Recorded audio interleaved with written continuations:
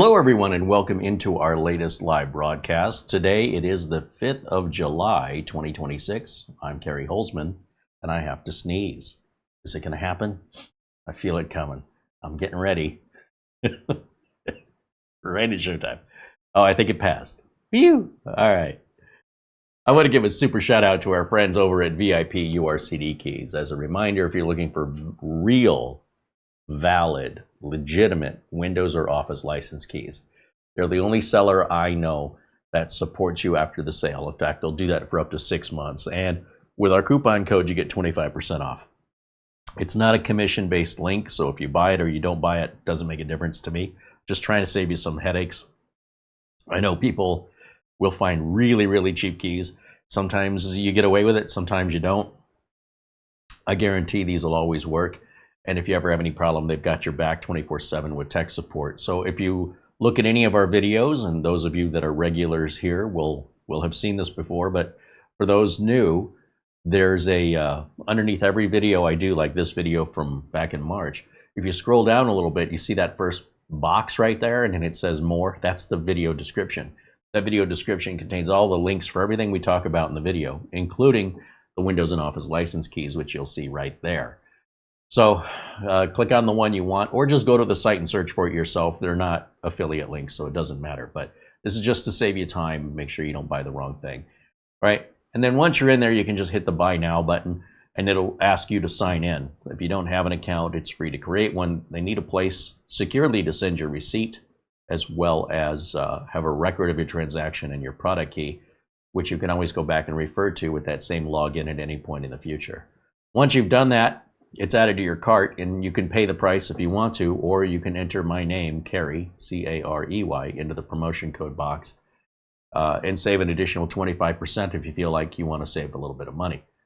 Then submit your order and then choose how you want to pay. So you can pay via all the typical methods online here. Choose your method, follow the on-screen instructions as you would with any other online purchase. And within about 2 minutes, in my experience, it's about 2 minutes, day or night, weekend or holiday, you're going to get a receipt of confirmation of the order along with the download link, installation instructions, and your product key. It should just work exactly as they say. If you run into any problems, reach out to their support. They're available 24/7. You'll just text them. And if you still run into problems after that, reach out to me personally, all right? Because we don't endorse anything here that I don't use myself. And if there is something wrong, I need to know about it. I need to measure how often mistakes happen. And I can tell you that mistakes do happen, but it's very, very rare. If it were to get to a point where it wasn't rare, then we'd know to replace that vendor with somebody else, okay? Just because that's how I run my business. So anyway, you've got peace of mind that you don't have from any other product key purchase anywhere on the planet. I'm the only one who does this. Nobody, and I mean nobody else does this. Whether it's a YouTube influencer or even a website, I'm the only one. So that tells you how confident I am, given that I'm not making a commission on it, all right? There's nothing in it for me. I need to make sure that you're taken care of and that you trust me. I'm earning your trust. So in order for me to do that, I have to do it consistently over years and years and years, so that when I tell you something, you know for a fact from firsthand experience, I mean what I say and I say what I mean, and I'm willing to stand behind it. Even though I'm not getting paid, if you have a problem with a Windows license key or an Office license key, you're not going to pay me. And they're not going to pay me either. It's just me helping my audience and making sure that you're taken care of. Because that's what I do for a living. I help real customers. That's my real job as a computer technician. And if I don't do that, I won't have a job. And I don't do it any differently for you guys. So if you don't need a key, don't buy one. If you do need a key and you want to make sure you get a legitimate legal one that's going to work, well, I've done all the homework for you. I've researched. I've been burned by so many key sellers. I wasn't even sure there was one that existed, at least not at this significant of a discount of a price. So anyway, that's why I do it, if you're wondering. I want to shout out our friend Buster out there in Scotland. I guess he's not feeling too well today. That makes me sad, but you know, we all have good days and bad days. And I just hope that he gets his rest and will feel better tomorrow. And Buster also sends us a very generous Amazon gift card prior to the show in lieu of a super chat contribution. Unlike the super chats, which take 60 days and YouTube takes 30% of whatever amount of your gift, these Amazon gift cards come through within about 10 minutes, and Amazon doesn't take a single penny. And we're just spending it on Amazon anyway. Wasn't quite sure what we were going to do today, and lo and behold, yesterday, Minisforum sent us a brand new version of the NAS. Now, we've looked at the N5 Pro, and from the outside, this probably looks exactly the same. Oh, but it's very different. In fact, this thing, I'm not even sure 2 hours is going to be enough to talk about it. What I did yesterday is I did an unboxing video of it. And what I'm going to do now is I'm going to show you that unboxing video, and I'm going to talk on top of it. So what I'm going to show you I recorded yesterday. You probably see I have a different shirt on. And then once that's all unboxed, then we'll pick it up from there and continue on with the live. I think that's the best balance of both ways. But if you don't like this way for any reason, or you do like it and you want to give me your feedback on it, let me know what you think. But let's go ahead and play that video now. Okay, so here I am showing you the dimensions of the box. The reason I spin the box around is I want to give some perspective as to scale. Sometimes there's pictures of things, and when they arrive, they're much tinier than the picture shows. So looking at the specs on this thing, it's insane. And I'm not even going to tell you how much it costs. You can guess how much this is, because it is crazy over the top. There's no competitor in the market for this. This is so crazy. All right, you can see how it's packed here. Again, what I'm trying to do when I do the unboxings is I'm trying to show you how boxes are laid out inside of the box, how the packing material is laid out. And I do that for a couple reasons. One, so that if you buy one, you know how it should look. Whether or not you bought a used one or returned one would be indicative that it wouldn't be put back right. Such as just having the wrapper there on the box, on the NAS unit itself. And you can see it's not all wrinkled up and everything. You can tell that's a brand new, never before opened package.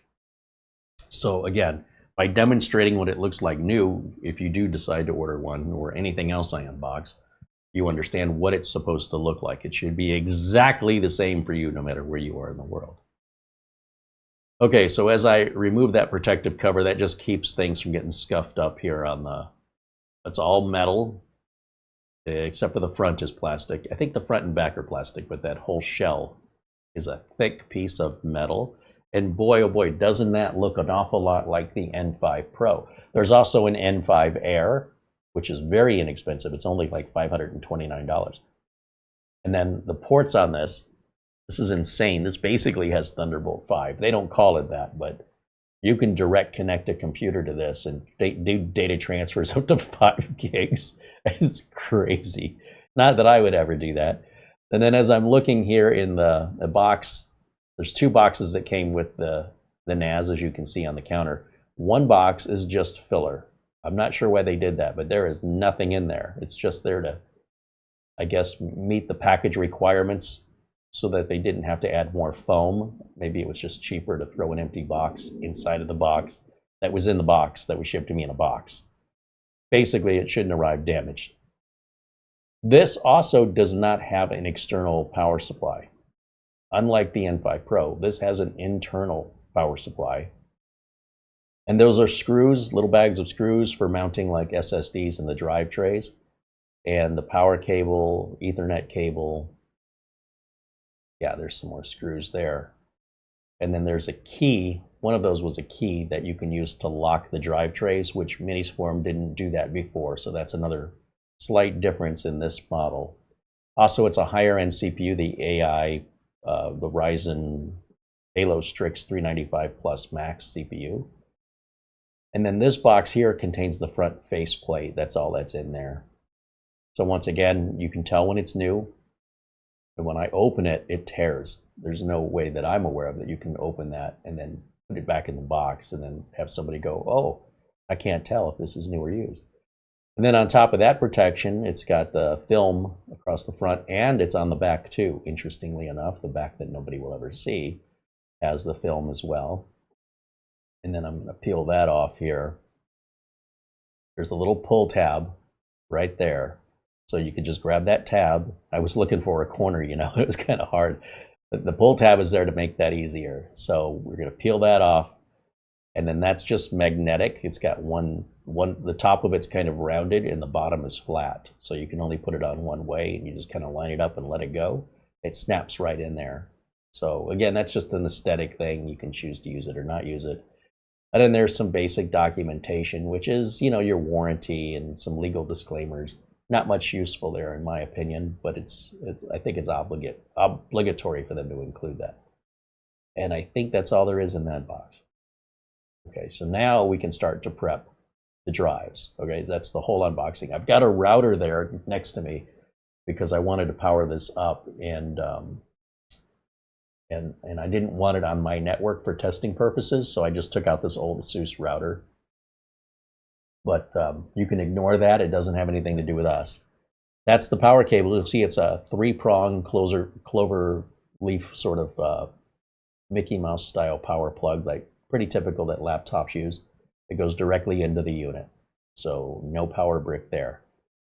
The power brick or the power supply inside is modular but proprietary. So it's removable, but you'll have to get it from Minisforum. And then that's our Ethernet cable. So I'm just showing you how you would plug this in, right? How you would set it up. So you'd use the included power cable. I'm going to use the included Ethernet cable. I don't typically use the included cables, but for the unboxing, I just wanted to show, you know, using the included components where they go. This has 2 Ethernet ports on the back, and either one is fine to use. There's no SFP plus on this one. And then I'm just going to show, hey, you know, you plug this into the back of your router. All right, that's the only reason why I really did that. And then I had to plug it in and turn everything on, or somebody would call me out on the video going, oh, you plugged it into a router that wasn't turned on, Carey, blah, blah, blah. All right, so anyway, all the rest of this stuff, we don't need it. I'm just going to set it over by the box and turn that around. And before we can go any further, we need to put the drives in it. So here I'm going to pull out the drive trays. These drive trays are just a little bit different from the N5 Pro and N5, I think maybe the N5 Air. I haven't seen the N5 Air. In that these are a matte black instead of like a polished black, so it should hide the fingerprints better. And these have the little slot in them for the little key to lock them in, although I think it's kind of security theater. It's a plastic piece, you know, that latches it closed, but it prevents, you know, accidental removal of the drive if you don't have the key. I never lock drives. I just think if you're going to take the drives, you're going to take them. All right, so I'm going to go get the drives and then come back, and I've got 5 drives here. And here's the thing that you may not be aware of. Not only do we have 5 hard drives, but the unit has 5 M.2 slots, so it's a total of 10 bays. That's crazy, right? The M.2 slots are all the 4 of them are gonna be Gen 4 by 1 channel, because you just don't have that many lanes. But the 5th one is a pre-installed 128 gig NVMe drive that comes with the Minisforum's operating system already on it. So one of the NVMe drives is already taken. And then here we've got a latch to just get your finger in that side there and pull on it, and that just pulls that out. And I was pulling out the other side initially, and what I learned is you don't actually have to pull out both sides. They're both the same on each side. So if sometimes one side is harder to get out than the other, what I've learned is you can just put the drive in on an angle so that the pins line up with the holes on one side of the drive, and then just put one of these little plastic pieces back. So when I'm doing the first drive here and I'm trying to demonstrate, you know, one side is curved on that little plastic piece I'm holding, and one side is straight, and it only goes in one way. It faces forward. And that's how you can tell by the shape at the ends of that stick, that little plastic stick. and you're rounded towards the front, and it's completely flat at the back. So you line that up and just push it in, and it'll snap twice, once at the hole at the front of the drive and once at the hole at the rear of the drive. Now, at this point, as I mentioned, I had taken off both of those before I realized I didn't have to do that anymore. So, and the instructions do say that's how you're supposed to do it. However, yeah, you only really need to take one side or the other off. It doesn't matter. And then just put the drive in on an angle. Now, it'd save you a little bit of time and frustration and maybe a little soreness on the fingertips. But, you know, then we go ahead and do the other 4 drives after this. Once I get that piece in, I'll go ahead and speed up the video here so that we're not watching the same process 5 times in a row. Just first time, kind of slow, going over the detail. And then for the next 4, oh yeah, and then slide it into the slot, obviously. So doesn't matter which drive you put in, which carrier, and which carrier you put in which slot, whatever makes you feel good. So I'm just gonna let my OCD go from one end to the other because that's just the way I am. And yeah, we'll speed this up and go through the rest of this here real quick. There we go. I think at this point I realized I only needed to take one side off, put the drive in on an angle, then put the one side back in. So there's number 4, and then finally, here's number 5. Pop that in. Okay. And then and then I'm back to replaying the video. Okay, so that is the unboxing, and that leads us to where we are right now.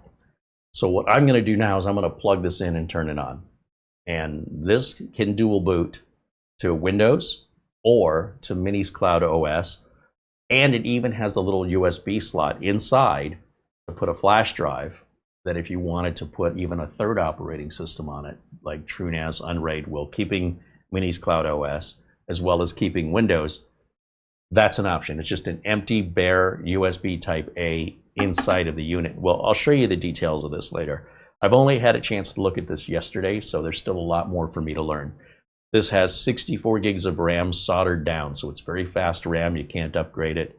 As I mentioned, 5 NVMe slots plus 5 SATA bays for either mechanical drives or even SSDs. The SSDs have to screw down into these carriers, so that's what those screws were for I showed you earlier. So let me go ahead and plug this into the network here, even though you saw me plug it into the network there. That was on a different router that I don't have hooked up anymore. And then I'm just going to use my 3-prong power cable that you see me use a lot with mini PCs. And I believe this power supply is 350 watts, if I'm not mistaken. Now on the back here, you also have a Kensington lock, so you can buy that steel cable. It's like a bicycle lock. You're afraid of somebody walking off with this. Is anybody guessing how much this is yet? Because it's expensive. But this is insane. Like the amount of power and capability that this has. There's just nothing on the market outside of a corporate server that can compare to this. Now, I wouldn't use it as a corporate server, and I also wouldn't use it as strictly a file sharing. When I use Synologies and QNAPs and ASUS stores, all it is it's a big flash drive for me over the network. That's the only reason I use it. Our friend Mitch uses his as a Synology as a Plex server, and he can watch his movies and TV shows and listen to his music through any portable device using Plex, which unfortunately, where Plex used to be free, now it's about $7 and I think it's about $7 a month on a monthly subscription. And if you buy it for a year, you get like 2 months equivalent free. And Plex has realized the hard way that selling lifetime subscriptions is the stupidest business model ever. Malwarebytes did that. And what happens when you get successful is that your customers start costing you money. If a customer pays a flat rate and they get lifetime support, nobody's getting paid lifetime to do the work. They're getting paid weekly or monthly as employees, and that money has to come from somewhere. So when the lifetime of the product is only a few years, it's profitable. But if the lifetime of the product, which includes updates and support, goes on for the rest of your life, likely that company cannot sustain making ends meet anymore. They'll run out of money. So initially, you know, they had raised the price. I think it was up to $120 for lifetime, which was, you know, for a free product, it seems like a lot of money. Then they raised it to about $250, and they said, hey, you know, $250, you better hurry up and get it while it's still $120. And I think it was only at $250 for like a year. The lifetime Plex Pass is now $749. They tripled it. They don't want people buying it. In fact, I would predict they're just going to remove it altogether, because even at $749, the minute you start becoming your own Netflix and you can share this with friends and family, no matter where they are in the world, they can watch shows. The software, the maintenance, the updates, all of that is costing Plex money. And the more customers they have, the more it costs them to distribute all those updates, the more bandwidth that takes up. And at $749, you're basically paying for 10 years of support, honestly. So that means you'd have to go 10 years just to break even if you just went with the subscription instead. After 10 years, that's when you start seeing your profit. And you might say to yourself, I don't know that I'll use it in 10 years. Most people, once they start using it, they never stop. Jellyfin is a free alternative, but it is profoundly complex to set up, especially if you've never set a media server up before. And if you want to get like show schedules, then you have to generally pay for a subscription for that, whereas in Plex, it's included. So even Jellyfin isn't really truly free unless you know some workarounds on how to get free schedules. So to know when something comes on and, you know, what's your TV guide, if you will, you pay for that service, is the metadata. And as I mentioned, Jellyfin being open source, it's sort of like the software Blender. Blender is a very powerful piece of software. Or Linux, again, a very powerful piece of software. But the learning curve on that is very, very steep. It's not just for your average person. So, you know, Plex is hard enough as it is. In fact, I had some issues. I was trying to get Plex installed on this, and I'll show you what I figured out. It is a brand new product. This just came out like last month, and they were showing it off at Computex, and you might have seen some content creators there being super excited about it. But now that I've got it plugged in, let me just turn it on. And then you'll see the lights come on here as it starts to boot up. And the first thing you're going to need to do is you're going to go to Minisforum support. So let me just bring up a website here and share the screen with you, which is, should be this one. Yeah, that's it. Okay, and we're going to just type in up here Minisforum support. So when you turn this on, and as it's booting up, you would go to your computer and go to Minisforum support, go to drivers and downloads, and we're looking for the N5 Max, and then hit search. And there it is, right there. So specifications on this thing are insane. It's an AMD Ryzen AI Max Plus 395 with the AMD Radeon 8060S graphics. The memory is unified 64 gig super fast memory. It says ECC memory supported. It says no here. Storage 5, 3.5, or 2.5 inch SATA. That's the ones I showed you I was installing. One M.2 PCIe 4x4. One M.2 2230 or 2280 Gen 4x1. And then 3 more 2280 NVMe. So it's a total of 5, and they're all 2280, by the way. Just this one here will also take the smaller 2230. It's not wireless. There's no Bluetooth, nothing like that. It's got HDMI out and USB 4 and USB 4 version 2, which is basically Thunderbolt 5 without saying it.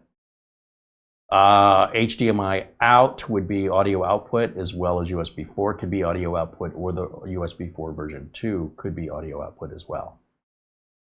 Look at all the ports on this bad boy. So the USB 4 is 40 gigs per second, which can also do DisplayPort out for video, power delivery up to 15 watts. But then USB 3.2 is the regular type A.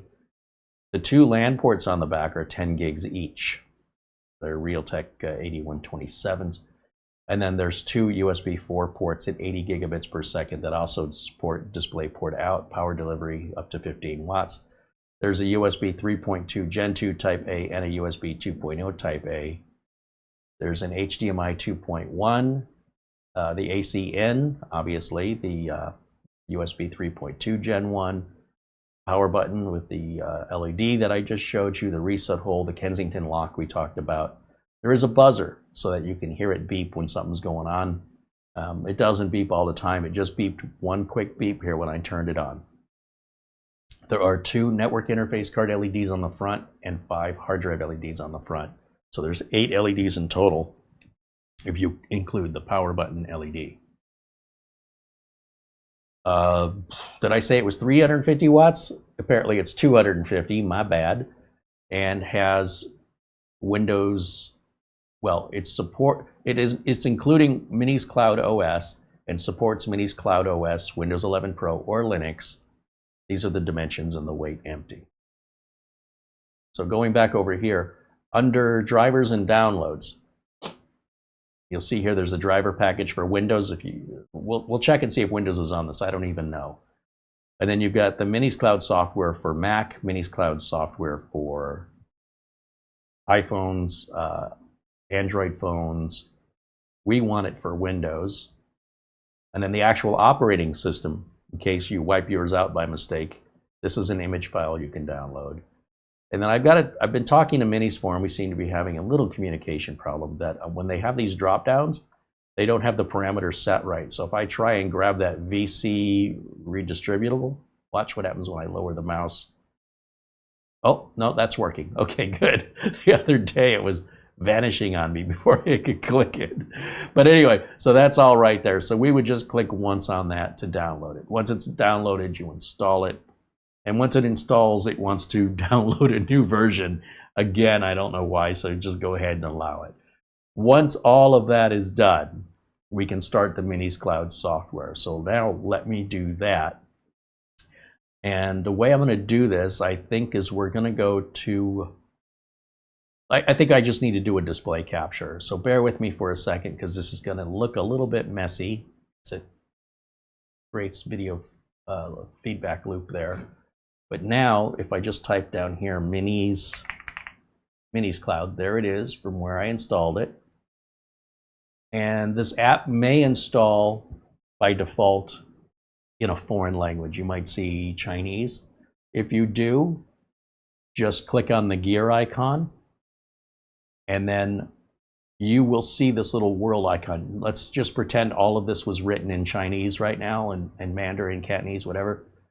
Look for the little globe and then select language, and then you will see English written in English. Okay, so just look for the one you can read and hit select, and then it'll be all in English from that point.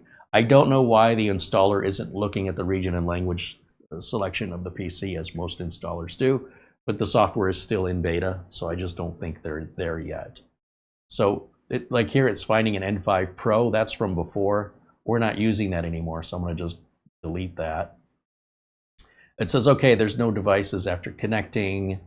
Obviously, we've already done all that. Hit new, and it finds it. So click on the one it found and initialize new device.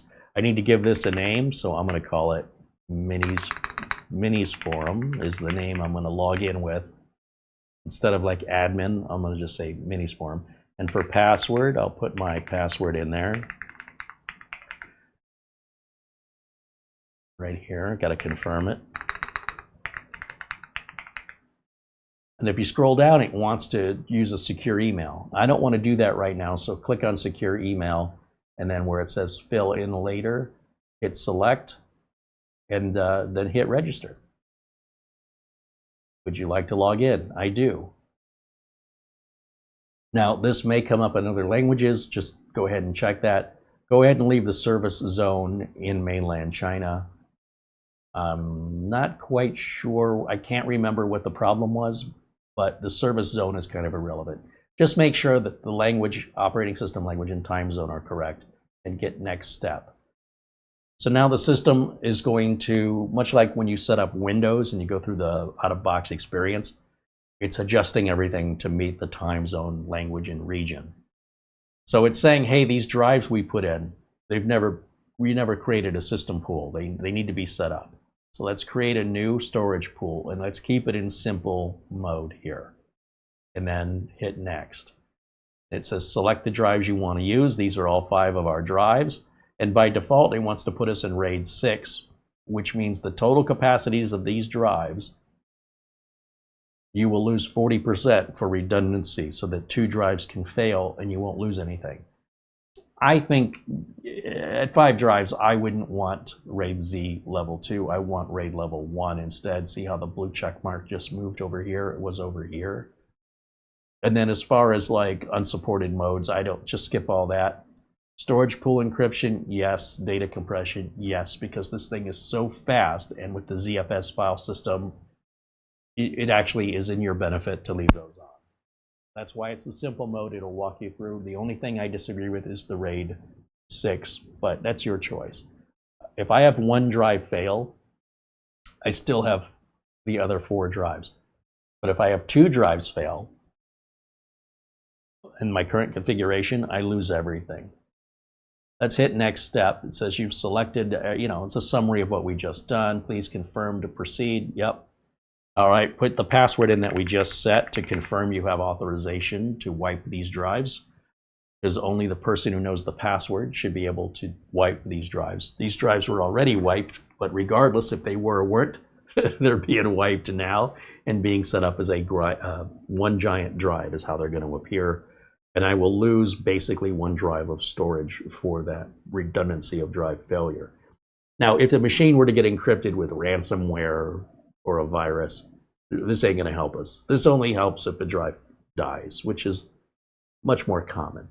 All right, system pool creation successful. Start using it. Bingo. Now we're at the Minisforum desktop. The difference here is that we don't log into it via a web browser like you would with Synology or QNAP or ASUS or TerraMaster. What you'll do, see if I close this out to give you an example, what you're going to do is you're going to run the MinisCloud software instead that we installed. So you've got to install the MinisCloud software first, whether it's on a phone or a tablet or a computer, and then that's what's connecting us. Once we're in here, you'll notice there's not a web browser in here. It's pretty limited right now to what it can do. It's primarily designed for creating your own, let's say, internet share securely, where you can put your own files without paying Google, without paying Microsoft or Dropbox. You can set this up yourself, and then you don't have to pay anything. So let's say we wanted to put Plex on this. I mean, Plex would be a very common thing you'd want to use. You click on Docker. If you don't know what Docker is, I want you to think of it like a virtual machine. And then the actual operating systems or programs you want to run have to be installed individually. But just like a virtual machine, you could install Windows 11 and Windows 10 and Linux, and you can run all 3 at the same time inside of the virtual machine. I can't think of the word, the host. So Docker is very similar in that way, and it shares a lot with Linux. Well, it's built on Linux. So these are the featured apps that Minisforum is including, and there's not very many of them. Now, if you wanted to, you could go to local images. Is it local? Where is it? You go under search. No, I know it's in here somewhere. Oh, it's under app settings. You see here it's going to docker.io to look for any applications. But this is called a repository. It's pretty common language in the Linux community, but if you're a Windows user, you're like, who, what? But you can add multiple Linux-based software repositories. You just have to make sure that you're installing programs that are compatible with either AMD or Intel or ARM processors, depending on what you're running Linux on. This is an AMD processor. But we're going to just leave all this alone. One of the things I found, if I wanted to install Plex, you notice it doesn't say Plex server. It just says Plex. So if you go to install Plex, what it does is it downloads a container image. So you create this container image, which it's downloading right now, and it adds it into Docker as a running file. And it just runs in the background, which is great if you already have a Plex server. But when you got this kind of power, why wouldn't you want this to be the Plex server? I would. So to make this a Plex server, unfortunately, it's not available here. Now you can do Jellyfin, but again, the complications of setting that up are well outside of my pay range, I'll tell you that. So if you don't know Plex, I would not start with Jellyfin if I were you. So to grab Plex server, you could simply, I don't know, let's bring up the browser and let's type in, for example, install Plex server on Docker and see if it tells us how to do it.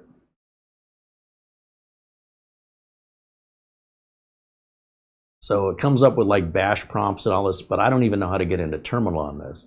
But what it does say is you can paste this configuration file right here. So if we hit the copy button, I don't even need to read any of this. And then we're going to go back over to Minisforum.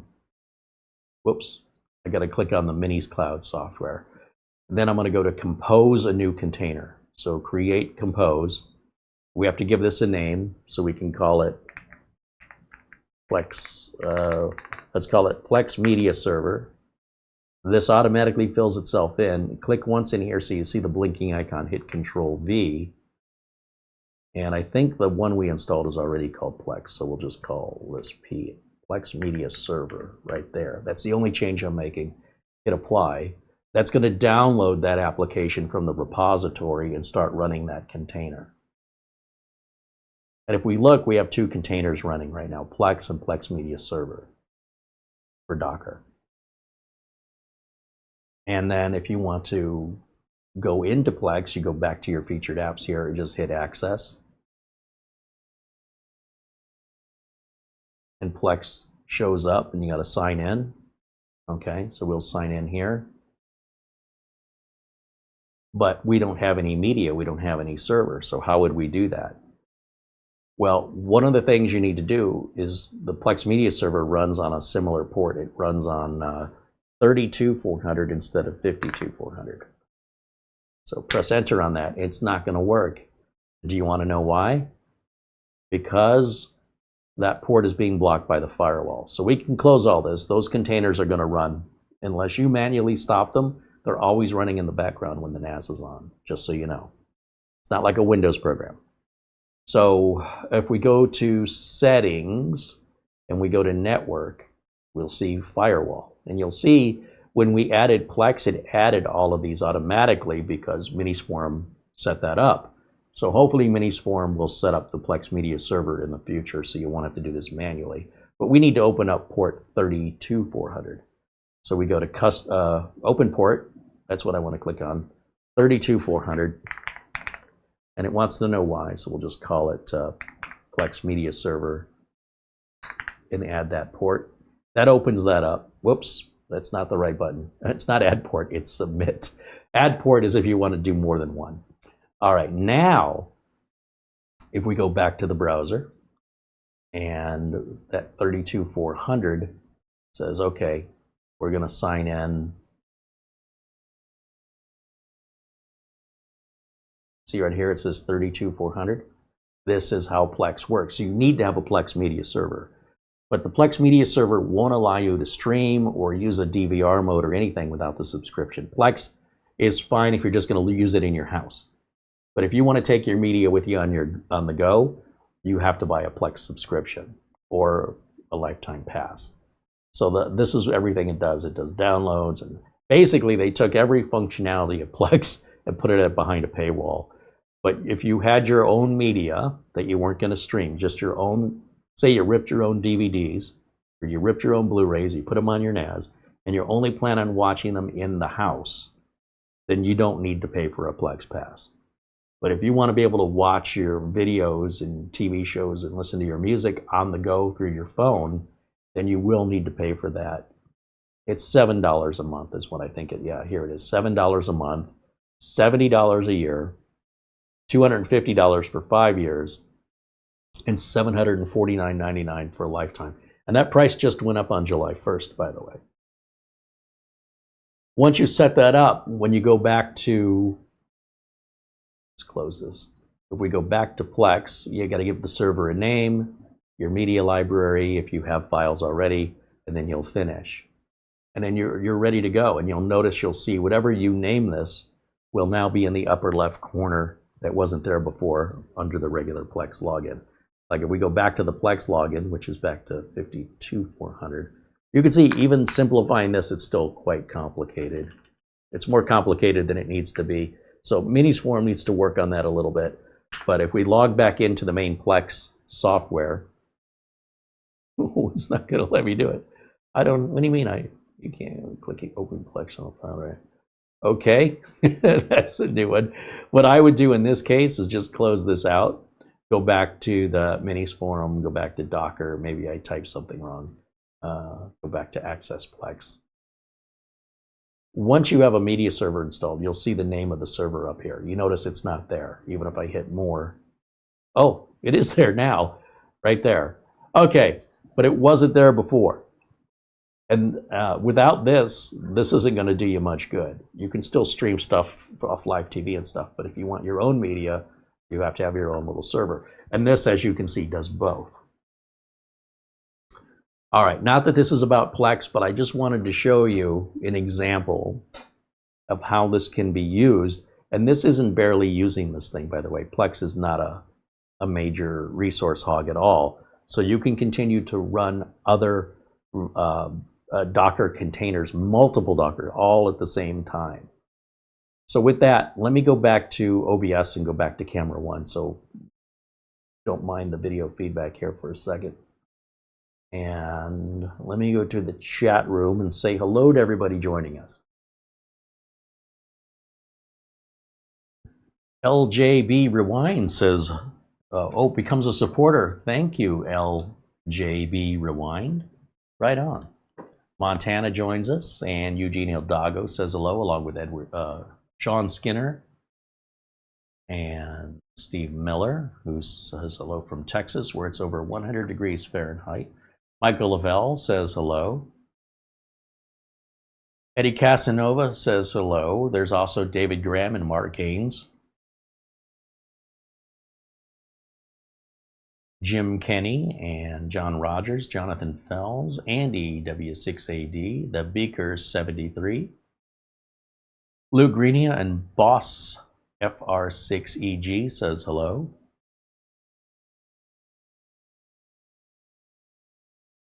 Ben Laird from Scotland joining us, along with Gawoon Peter and the Brian Weber saying hello.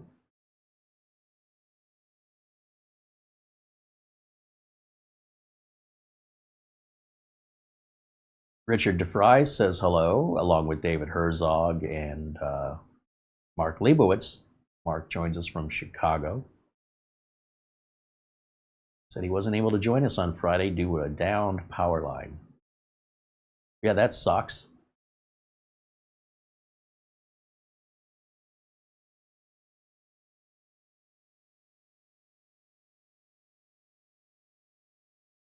But we're glad you're here now, Mark.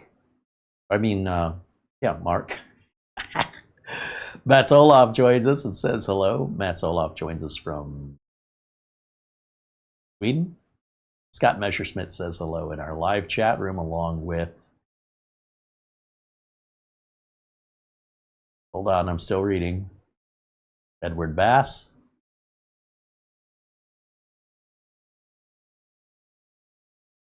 Corey Man says hello. There's Billy joining us, Billy T.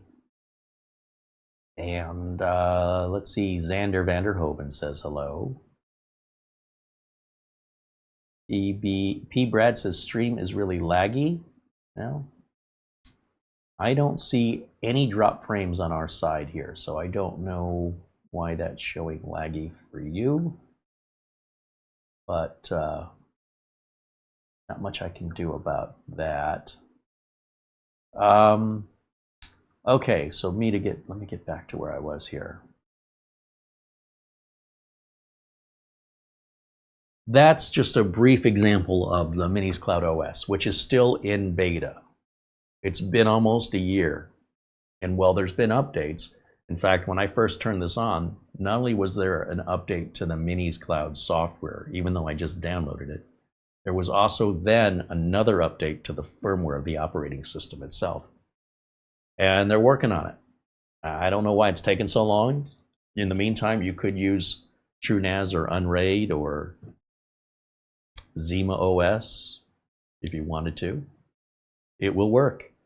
But I'm trying to keep everything at factory to use it as intended. I would use TrueNAS or Unraid if I was building my own NAS. If I'm buying one pre-built, I expect it to come with an operating system. And I expect that operating system to do everything I need it to. But Synology's had a long time to work on all their apps. So they've got a ton of them, and they all work seamlessly. It's nowhere near as complex. And if you thought that was complex, you should try setting up Jellyfin. Now, I know we do have viewers to this channel that go, I don't know what the big deal is. Try to explain that to your mother. Have your mother do it, and you'll understand what the big deal is.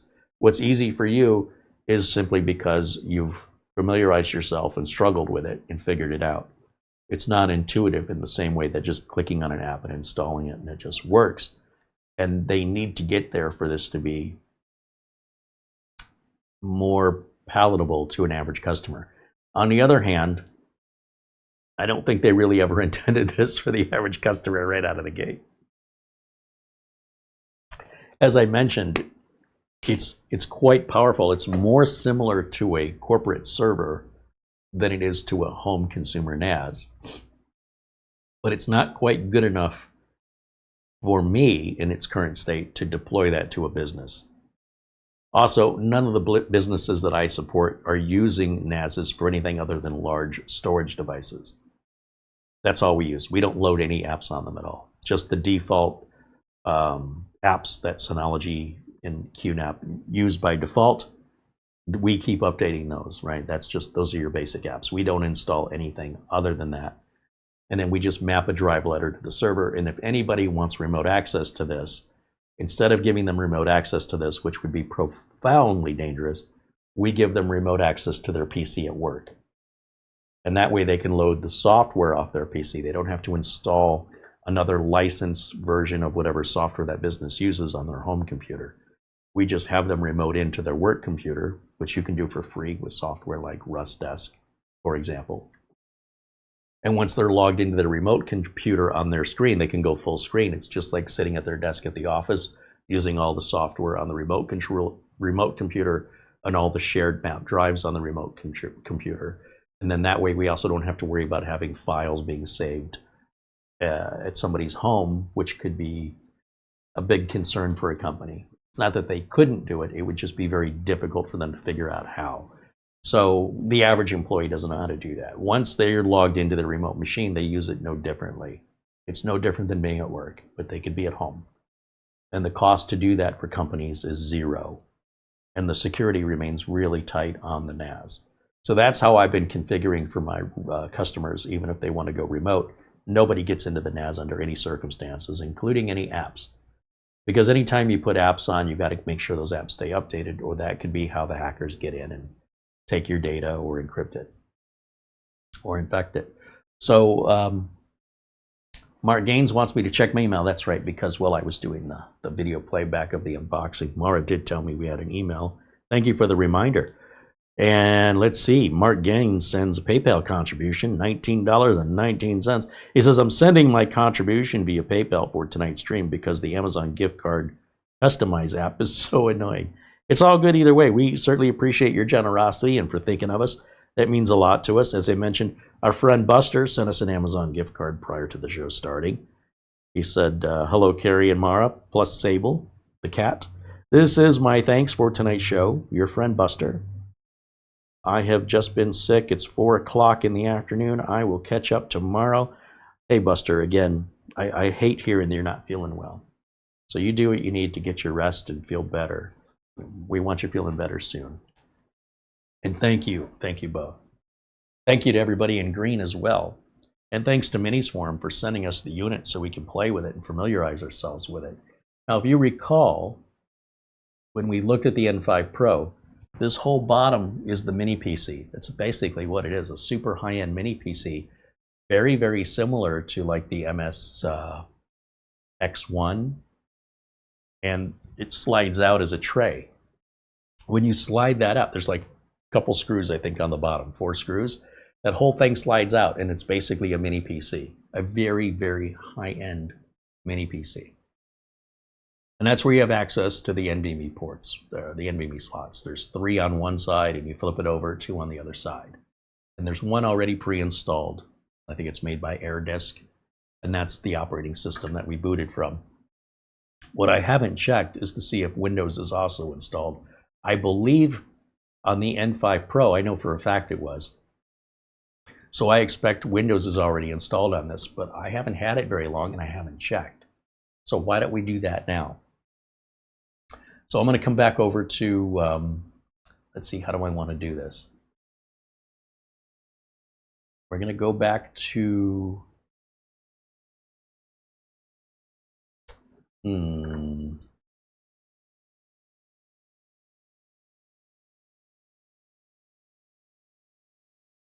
go back to the MinisCloud screen here. And still trying to think about how I want to do this. You see, I don't have an HDMI cable hooked up. All I hooked up was the Ethernet and power. That's it. So what we're looking at over the network. So for me to boot this to Windows, I will have to plug in an HDMI cable. So what I'm going to do is we're going to go back to we'll go back to display capture. So again, you're going to see the video feedback for a second. We'll minimize that. So okay, so now that we're in the MinisCloud software, up here on the top right with my little logo, I click on that, we have the option to put the unit to sleep, to reboot, or to shut down. Let me go ahead and shut down. Normally this would be on 24/7, right? But we're going to have to shut down if we want to see if there's Windows installed on it. So that's going to take a minute. So let me come back over to OBS here on camera 1. And hopefully we'll see all those lights go off here. It does take a minute to shut down. And once that shuts down, I'm going to need an HDMI cable. And we're going to boot it like it's a mini PC. Isn't that bizarre? It is so strange. So I'm waiting for that main power light, that last LED all the way over here, this one. That's our power LED. I don't want to confuse you because the network LED will still flash any activity when the unit's off. See, right now all the LEDs went out, but you'll notice one of the LEDs is blinking. That's the Ethernet traffic looking for like a wake on LAN command. You can ignore it. I'm not quite sure why they did that. It's a little confusing, but it's off. So I'm going to grab my HDMI cable. I'm going to plug it into the HDMI port. And now we're going to capture the output of this over here on the streamer. So we're going to go to input number 3. Okay, so now it says Elgato, right? So that's this unit. Now when I turn this on, I need to go into the BIOS and see if there's an option to change from booting to MinisCloud to booting to the Windows 11. If it was pre-installed, I think it is. And I'm going to show you how we're going to do that. As soon as I turn this on, I need to go in the BIOS, just like you would with any mini PC. The BIOS looks like any mini PC, because it is a mini PC, just a very, very high-end one.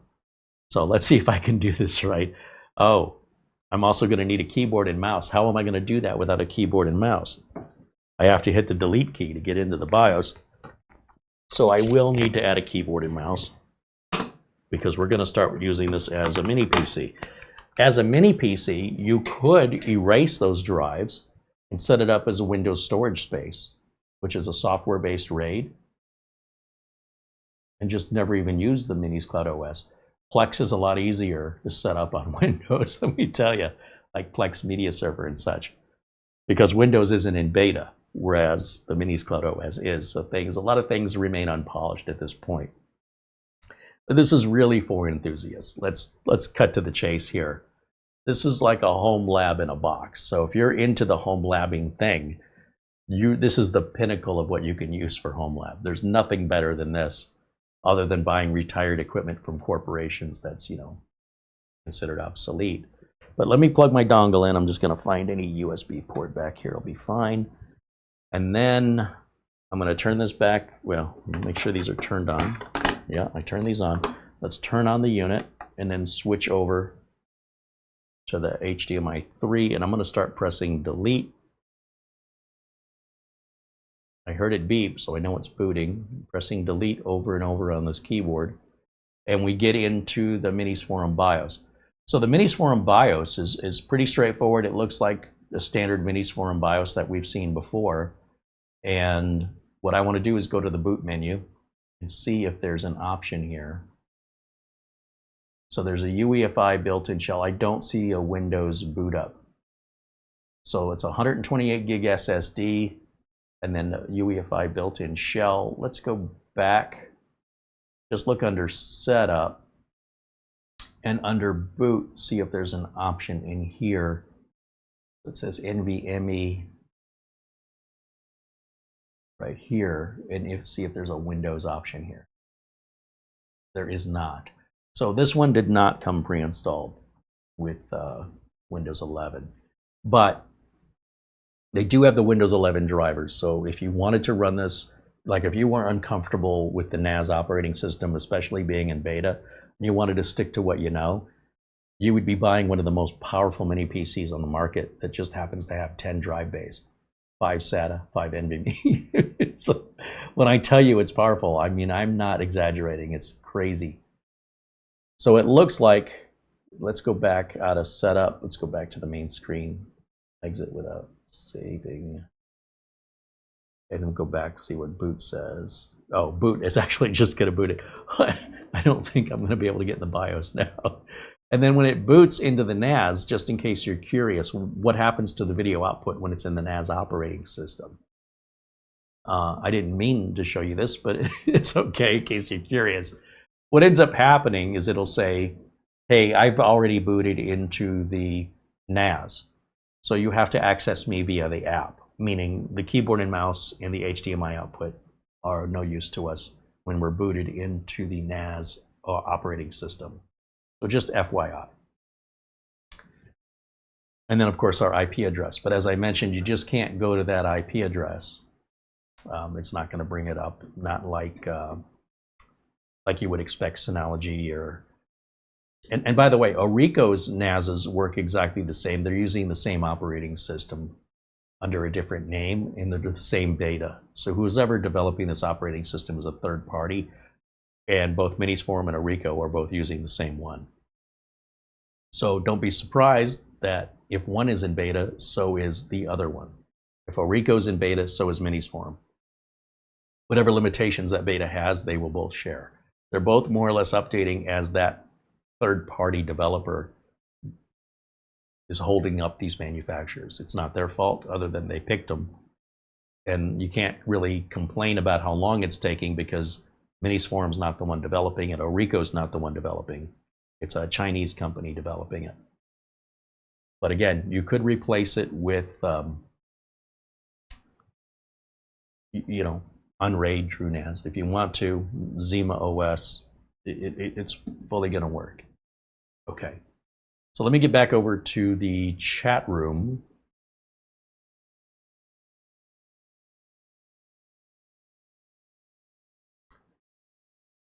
And let's talk about price.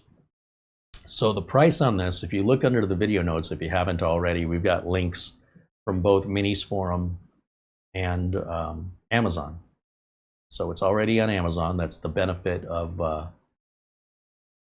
not having the unit too early. It does take, in my experience, it takes about 2 weeks for Amazon to get the product in stock. But if you look at, let's see, is it this button here? Yeah. It's $2,600, empty, with no drives. Well, it has the 128 gig air disk NVMe drive in it.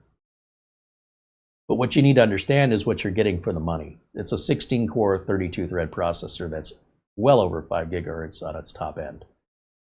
This capacity, if you maxed out all of the drives, all 10 bays, you could have 200 terabytes of storage.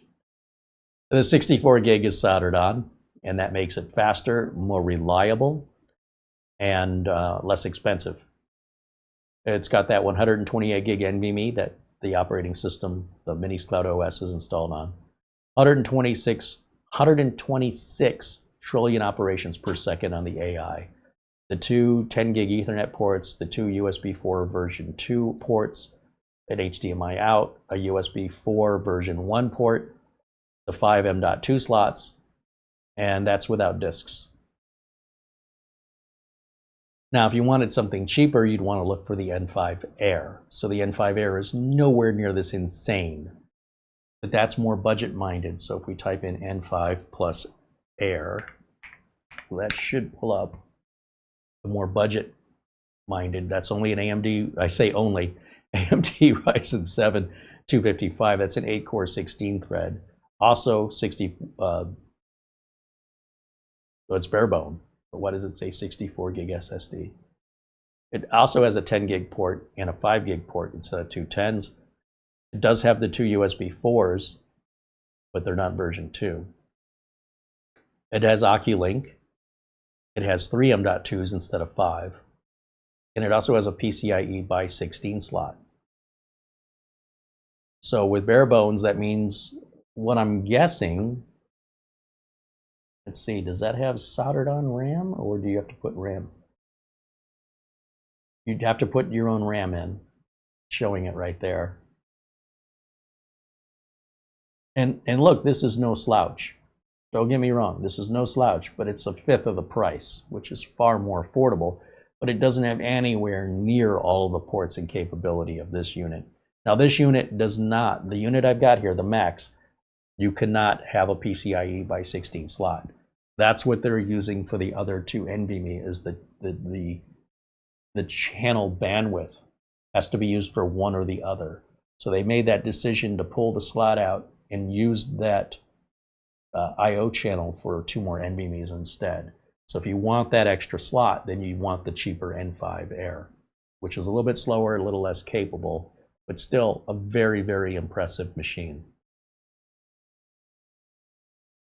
It mentions here that, you know, their MinisCloud OS supports Windows, Mac, iOS, Android. Zero learning curve? Okay. It does include ZFS snapshots, LZ4 compression. We saw all that already, the Docker apps. AI photo albums, if that's the thing you like, and then remote accesses. It's really designed for home users, really, that want to be able to share their files and have access to them anywhere in the world, particularly from a portable device. So that's where this really shines currently in its development. Whereas setting that up on Synology and QNAP, they're not really designed for that. It's an option you can enable and configure. But here they flip the script and they're doing it the other way around. So just a difference of perspective. Let me go back over to camera 1 here. And then let me hit over to the chat room. Now, do you guys have any questions about this or any concerns?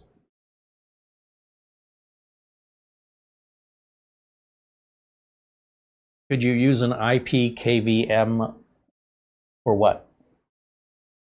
You know, when I speak, there's a delay because we're broadcasting 4K live worldwide. It could be up to a minute before you hear what I said a minute earlier. So I might have changed the subject, and I don't know what your point of reference is when you comment. I need to understand what your point of the video are you referencing. Also, because the video has DVR mode, you could be watching 20 minutes behind. I don't know, and you may not even be aware of it. So if you want to put a question, please let me know what your reference is to the question.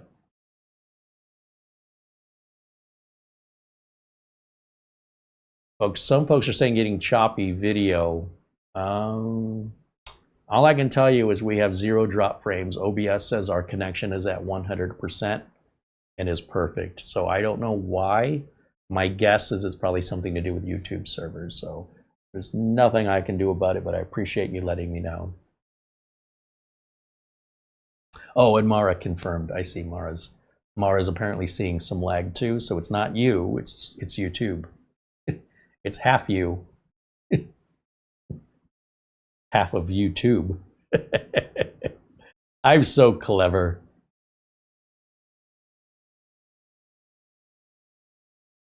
Does it have Wi-Fi? It does not have Wi-Fi or Bluetooth, no. It does have USB ports, which I assume means you could buy a Bluetooth dongle and plug it in there, but I don't know why you would. If you were to use this as a mini PC, it really wouldn't make any sense to be sharing the storage over slow Wi-Fi. If you've got up to 200 terabytes of storage and you want to do file transfers over Wi-Fi, good luck to you. It wouldn't really make a whole lot of sense to have a dial-up connection and a machine this big on the other side of the connection, because you're just crippling it. You just totally break it down to its knees. So you definitely would want a broadband connection just for the sheer capacity of this thing. But you could, in theory, well, there's no theory about it, you could buy a Wi-Fi, USB Wi-Fi dongle for, you know, whether you wanted Wi-Fi 5, 6, 7, as long as your router was capable of that, whatever high speed is, and just add it. But that's not really what they made it for. But yeah, you can add Wi-Fi to it, but it just doesn't make any sense. Because even the best Wi-Fi, it's, you know, this has a 10 gig port on it. Come on. In fact, the only ports it's got are 10 gig. And it's basically got Thunderbolt 5. So you're looking at some massively high speeds. You know, you're looking at 5 gigabits per second on Thunderbolt 5, and you're looking at 10 gigabits per second on the Ethernet. And on the best Wi-Fi, you might see 2.5. So at the most expensive, highest end router, highest Wi-Fi with the best reception, you can only use 25% of your bandwidth that this is capable of providing, just FYI. But if you really wanted to do it, if you really wanted to handicap it, you could.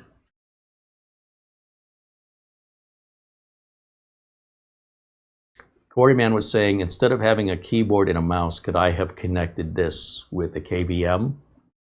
If I had another Ethernet cable, or if I had a Wi-Fi KVM, yes, I could do that, yes.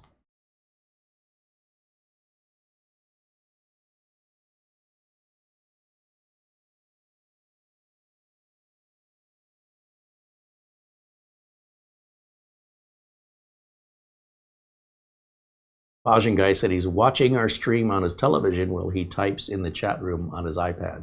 Very cool. Great use of technology. And much the same way, you know, Synology, QNAP, TerraMaster, and ASUS Store don't have Wi-Fi on their NASs either. It just doesn't make any sense. Even on the slower, lower-end NASs, it's crippling. The idea being with a NAS that you're going to have this mass amount of storage.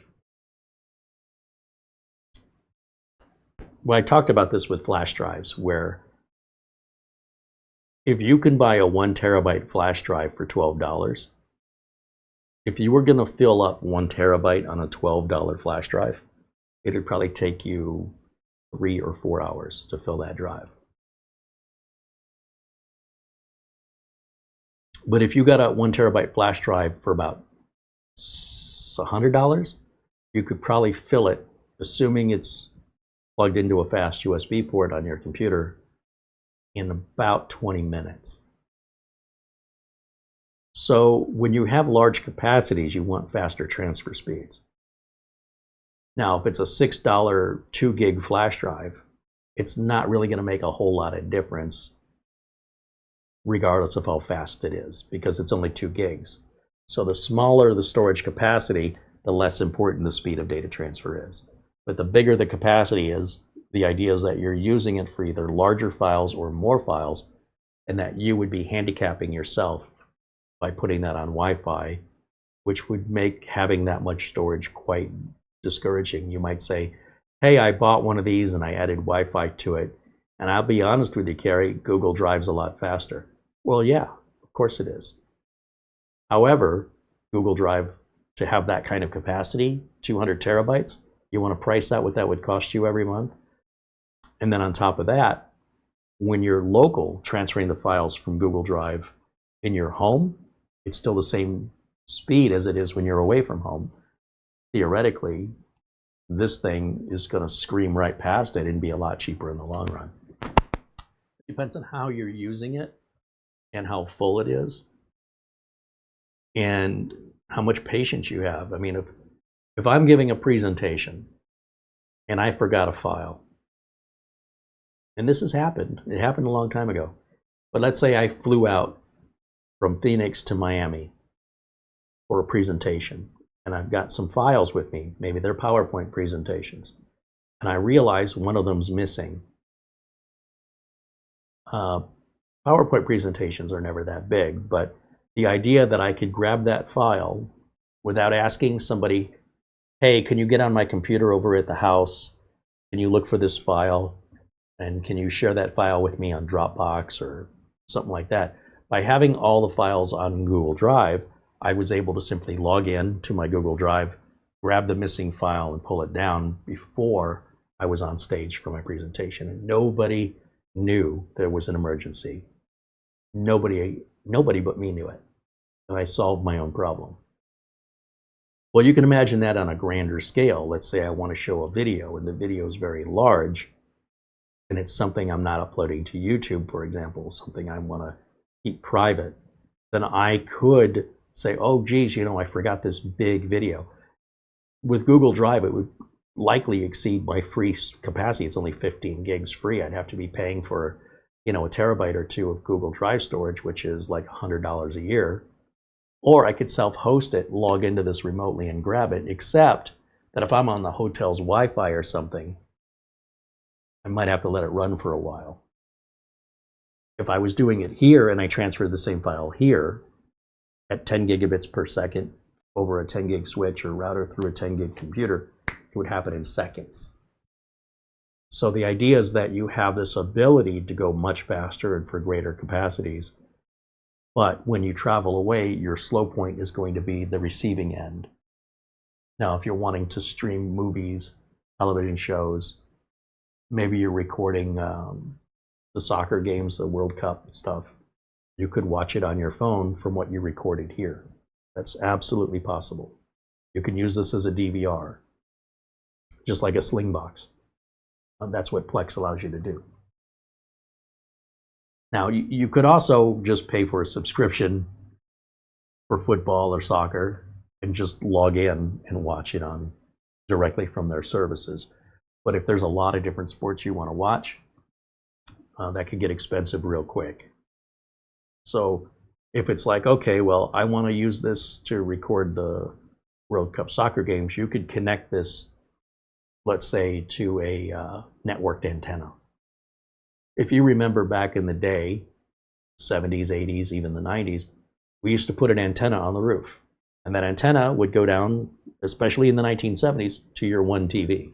But as TVs became cheaper, you're like, do I have to buy an antenna for every TV? No, you can buy a splitter and split the antenna, and everybody can watch something different. Well, these days, they have digital television tuners.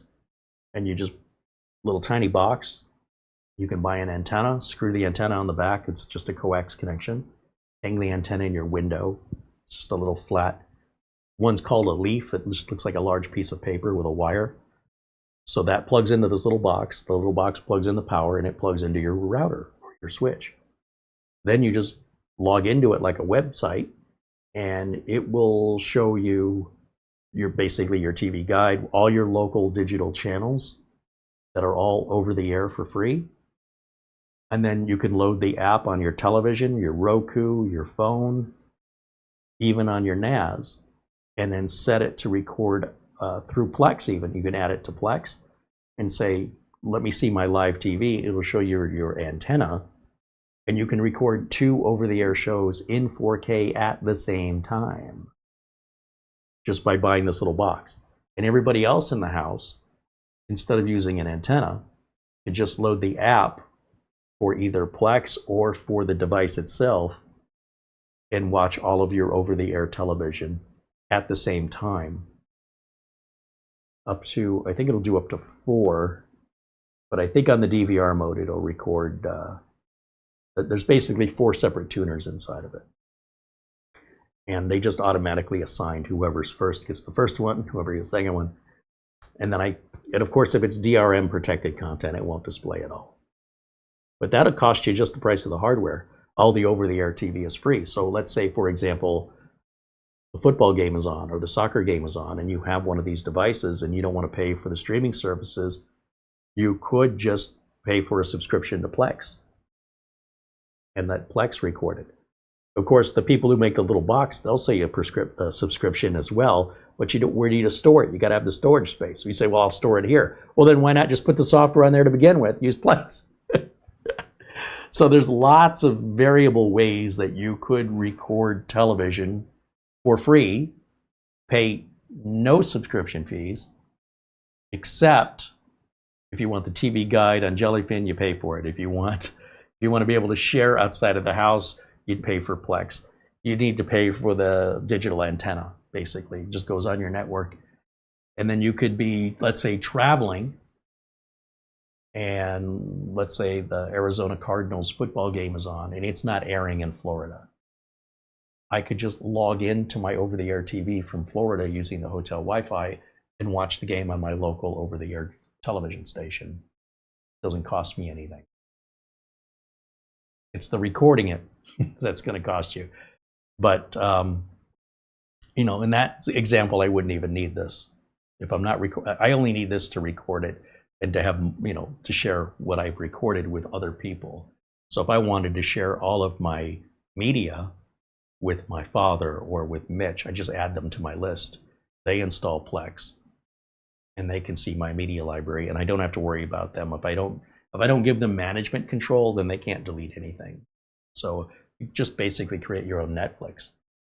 And it's kind of expensive out of the box. For something like this, which again, you could do with the cheaper N5 Air, by the way. This does so much more than that. The storage drives are really where the cost comes in. Regardless of how much this is, the price of the drives is still pretty expensive.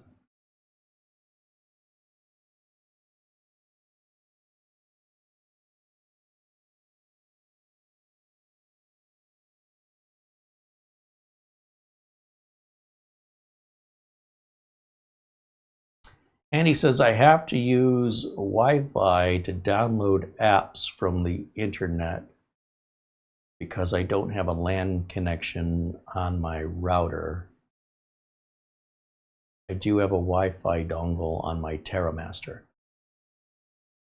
So, like, Synology stopped allowing Wi-Fi, but there's always hacks, there's workarounds. With TerraMaster, I don't know how they support it, but it's awfully slow. If you're in a very rural area and you've got like one of those little 5G routers that doesn't have any LAN ports on it, something like that, it's not that fast to begin with. So Wi-Fi is not going to hold you back. But you can also buy Wi-Fi to Ethernet adapters too. I mean, that's not rocket science.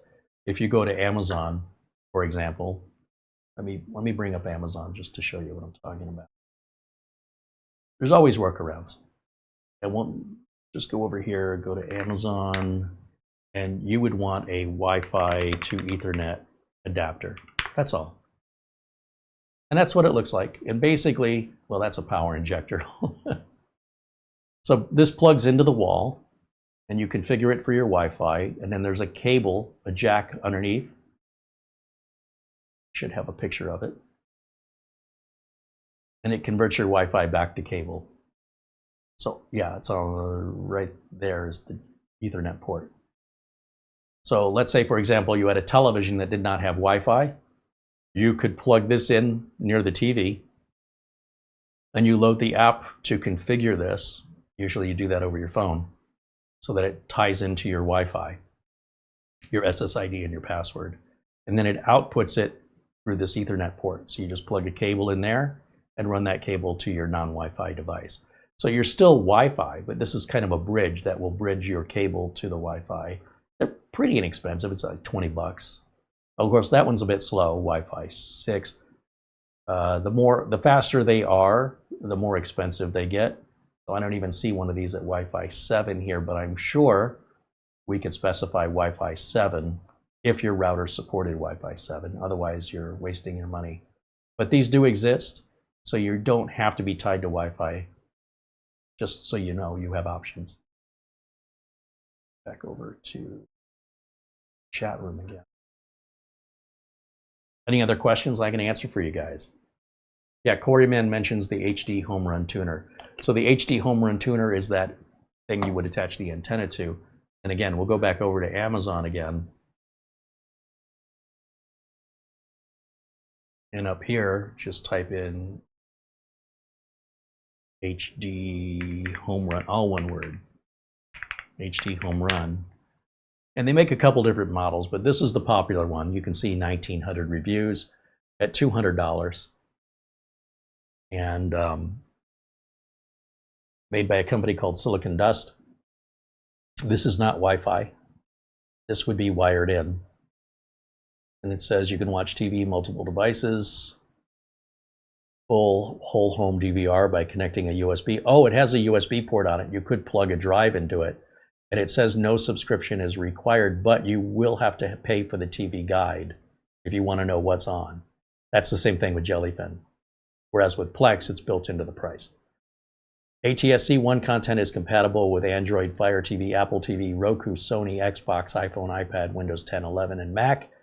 And ATSC 3.0 DRM free only, meaning the digital rights management content, is compatible again with Android, Fire TV, Apple TV, Roku, the Ultra 4800X and newer, iPhone, iPad, Win 10, 11, Mac.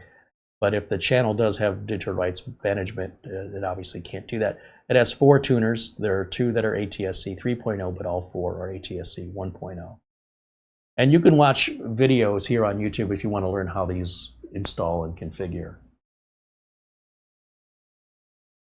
And to utilize it, you would download the app on your device. And you'll see they have a couple different models. They do have one starting at just $110 versus $199.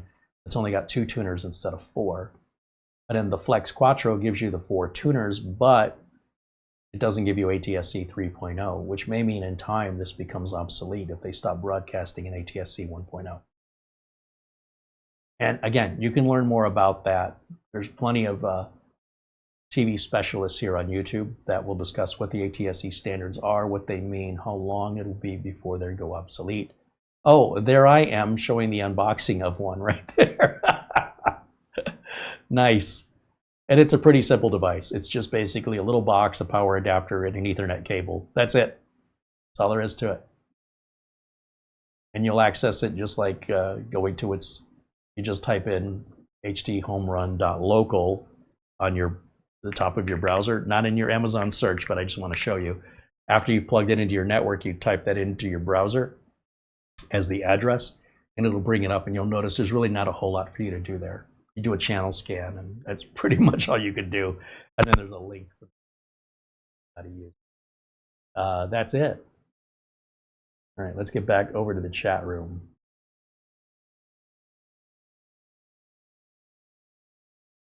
Some people live in the sticks and they don't get much over-the-air TV, but if you're in a big city, there's broadcast channels you might have forgotten about if you've been on cable for a while. This is a way you could cut the cord and be on your own and still get your local television, news, game shows, talk shows, soap operas, sports, etc. That's all being broadcasted locally.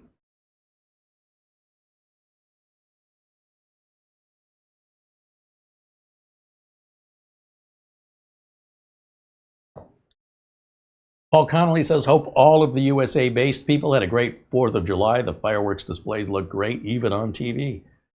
Yeah, agreed.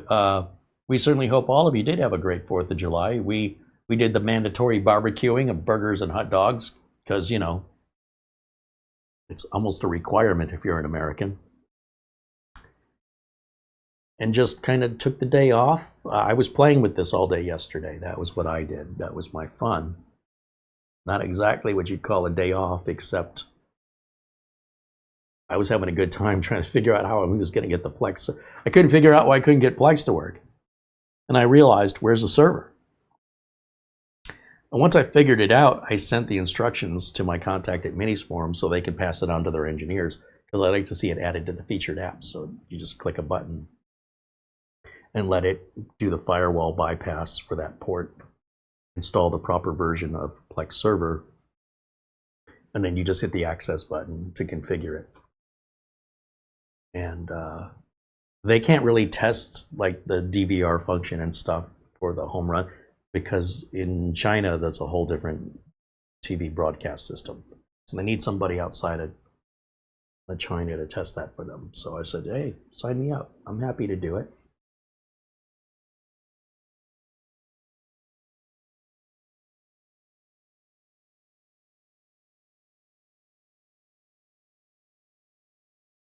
So again, if there's any questions I can answer, if you have any concerns, this thing is a monster. I'm not even sure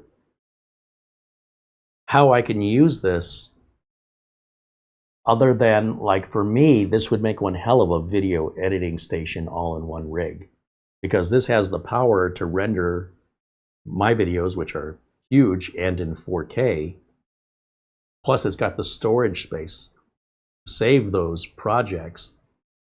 Usually, like, I'll use I have a pretty powerful laptop, a 13900 Intel-based Galaxy Book 3 from Samsung, and it does fine. You know, I basically will take the videos I record here and I move them to my NAS. Then I take them from the NAS and move them to the laptop.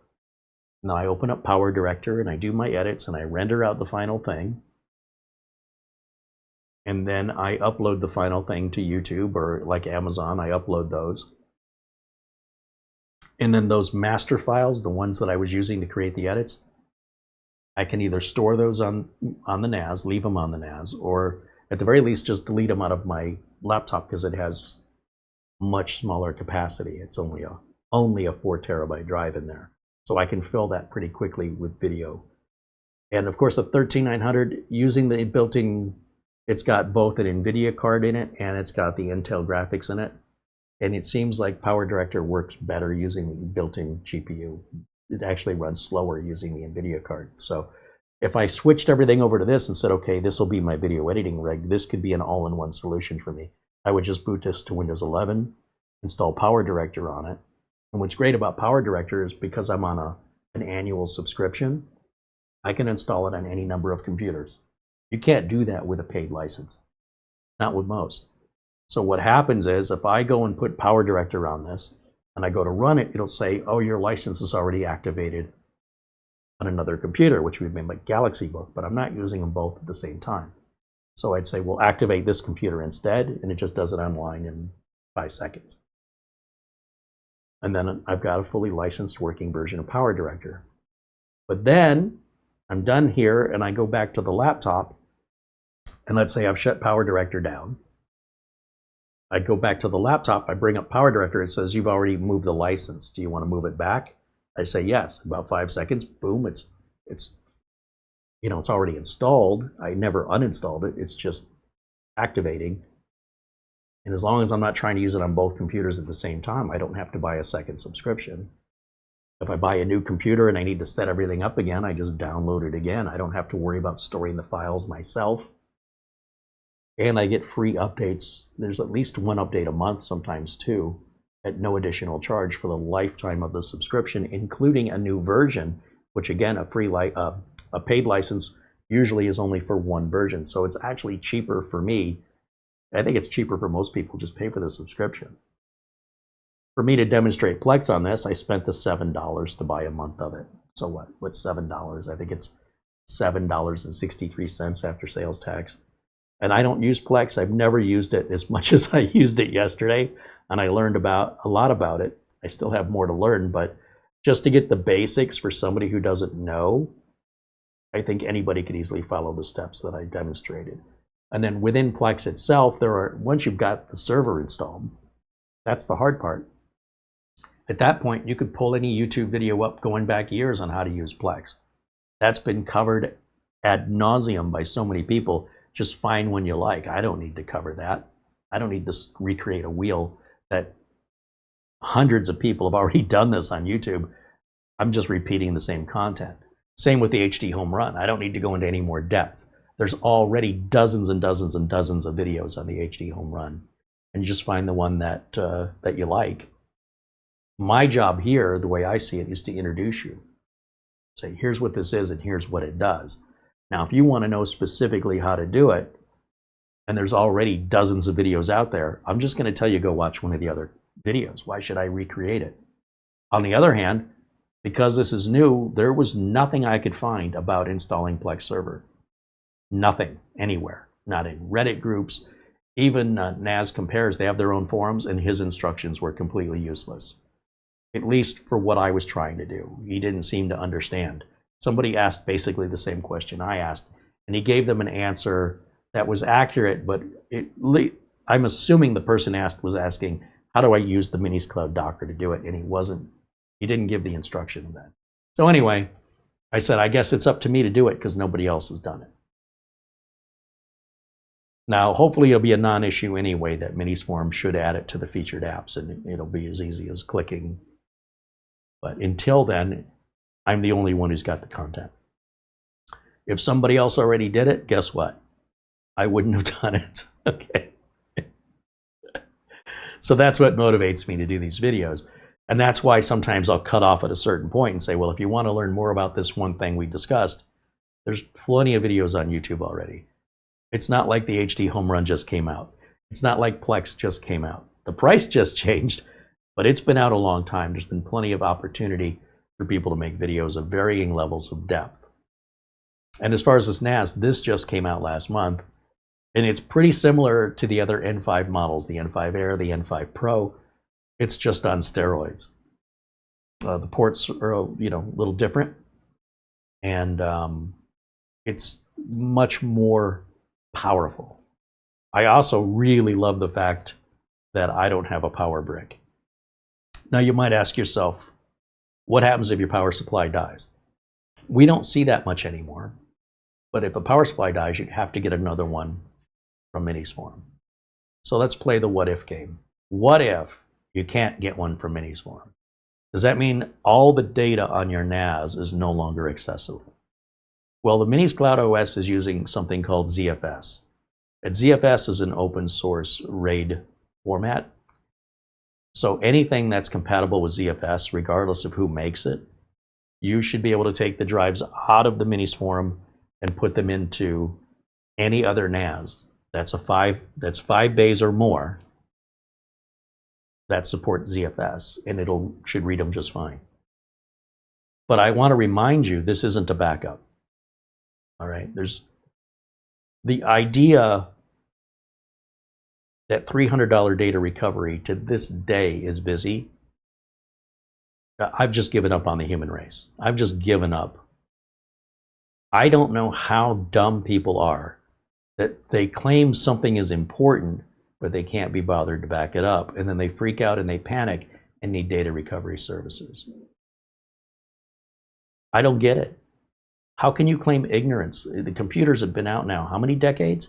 And we've been repeating this since day one, and people don't listen. I imagine what I'm saying now continues to fall on deaf ears for those individuals who continue to not back up. This is not a backup device. This is a data storage device. It can hold backups from other things, right? That means that there's a duplicate of the data on the source and the backup duplicate on the storage. So if the storage dies, you don't need it. You've already got the other machine. If both machines die at the same time, it sounds like you've got bigger issues to worry about than just your data. What would occur for both issues to die at the same time? You'd have to have a theft. Somebody would steal all of it. You'd have to have a fire, a flood, an earthquake. Like, I think just staying alive at that point would be a bigger priority than how do I get my data back. But that's where offsite backup comes in hand. And not at 200 terabytes, though. At 200 terabytes to go offsite backup, I hope you have a fast internet connection. Then if one thing happens at one place, it certainly wouldn't happen at the other place, unless it was like a nuclear bomb and they were within 25 miles of each other, in which case I think you're going to have bigger problems, and your data is not going to be on that list. So if it's important to you, this is not a backup. You could put backups on it. There's a difference. I've got all my YouTube videos stored on the NAS, on my NAS. And if that NAS becomes corrupt or it fails, I mean, all the YouTube videos are on YouTube anyway. They're not going to be as high of quality because I'm saving them in 4K. Yeah, I guess I could re-download them, but YouTube compresses them. So if YouTube goes away, say they go bankrupt, I still have all my videos and I can upload them somewhere else if I want to. Although most of my videos, because they feature tech products, they're perishable like bananas. They're great when they're fresh, but they don't age well. So I don't think I would upload most of them again. No one wants to, very few people would be interested enough to watch how to build a computer in 2015 to make it worth my time and effort to take that file, re-upload it, re-thumbnail it, retitle it, rewrite the description. I can't be bothered so 4 people around the world could watch it. No, I'm not their servant. But, you know, other content that's more evergreen, like, hey, here's a recipe. It'll be the same recipe for 100 years, for a lifetime. Stuff like that, where maybe it's historical, you're talking about the history of something, more educational in the sense of, let's talk about the Sears Corporation and how they got started and how they went wrong and why they're not around anymore. That kind of content can last forever. The kind of content that I make is rapidly evolving tech. So after about a year or two, no one really cares anymore, and the few who do don't make it worthwhile to keep the content. There's not enough traffic to justify the space it takes up. It's so niche that unless you're charging for it, they're not willing to pay for it. The 4 viewers that want to watch it 2 years later are none of the 4 are willing to pay for it. They're just like, oh, it'll be fun and nostalgic to watch this. And then maybe in 4 more years, they'll want to come back and watch it again. That's not a sustainable business model. So right now, I allow that to happen because YouTube allows it. But eventually, I think YouTube's going to have to pull the plug on it because YouTube's eventually going to run out of space. The more space that the videos take up, the more it costs the company for the storage. So at some point, the company is going to have to either cut off how much can be uploaded by any content creator in any certain period of time, or charge how much a viewer can watch per day, per viewer, without paying a fee. Those days are coming, mark my words. It's July of 2026, and I don't see any way out of this. So remember, you heard it from me first when it happens. It may be a year or 2 away, I don't know, but it will happen. There's no choice. Maverick1757 just became a supporter. Hey, thank you, Maverick. Thanks for joining our tech club. Corey Man wants to know, could I use this as a remote rendering system? Yeah, you can. Yeah, this does transcoding and everything. It's feature rich. You could set this up to be a download station and just let it download files all day, freeing up your computer resources so you can work while this just quietly works in the background. So, yes. Yeah, the answer to your question is yes, you absolutely could. Paul Connolly says, emerald tape drives. Oh, the horror. Yeah, the thing about tape drives, though, is it made you seem like you're really smart. Like people would, your friends or family would see that stuff in your room and they'd be like, whoa, that's some pretty high-tech stuff. Reminds me of the old sci-fi shows with the reels. Fancy. You must be smart.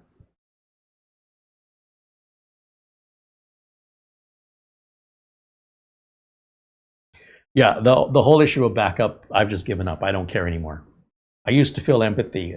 I used to say, oh my gosh, that sounds terrible. You lost all your family photos and your vacation. Oh my gosh. You didn't make backups of that? What's a backup? How do I do that?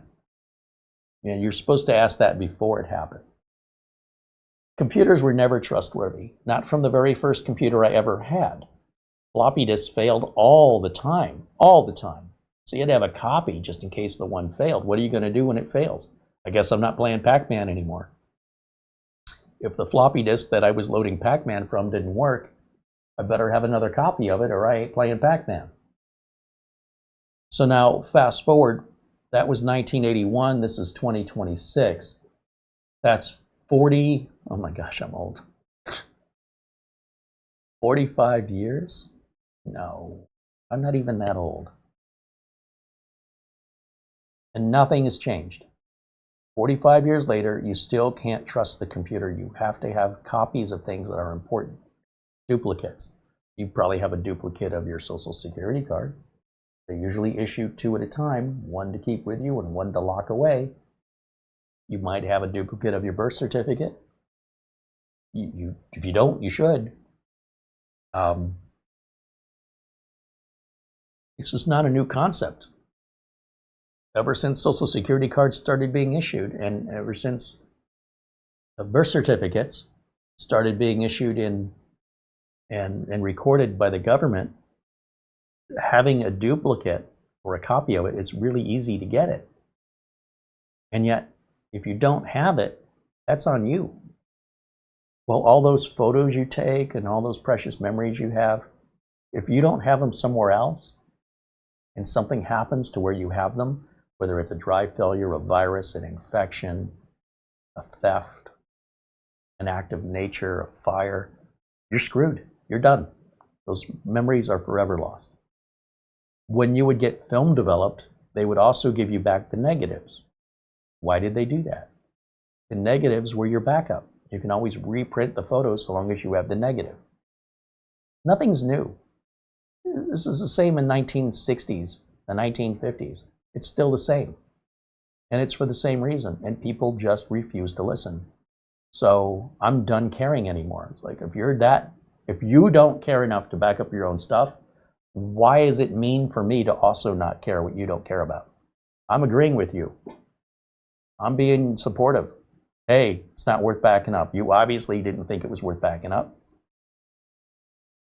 I agree with you. It's not worth backing up. Then when you change your mind, you go, oh, I wish I had it back.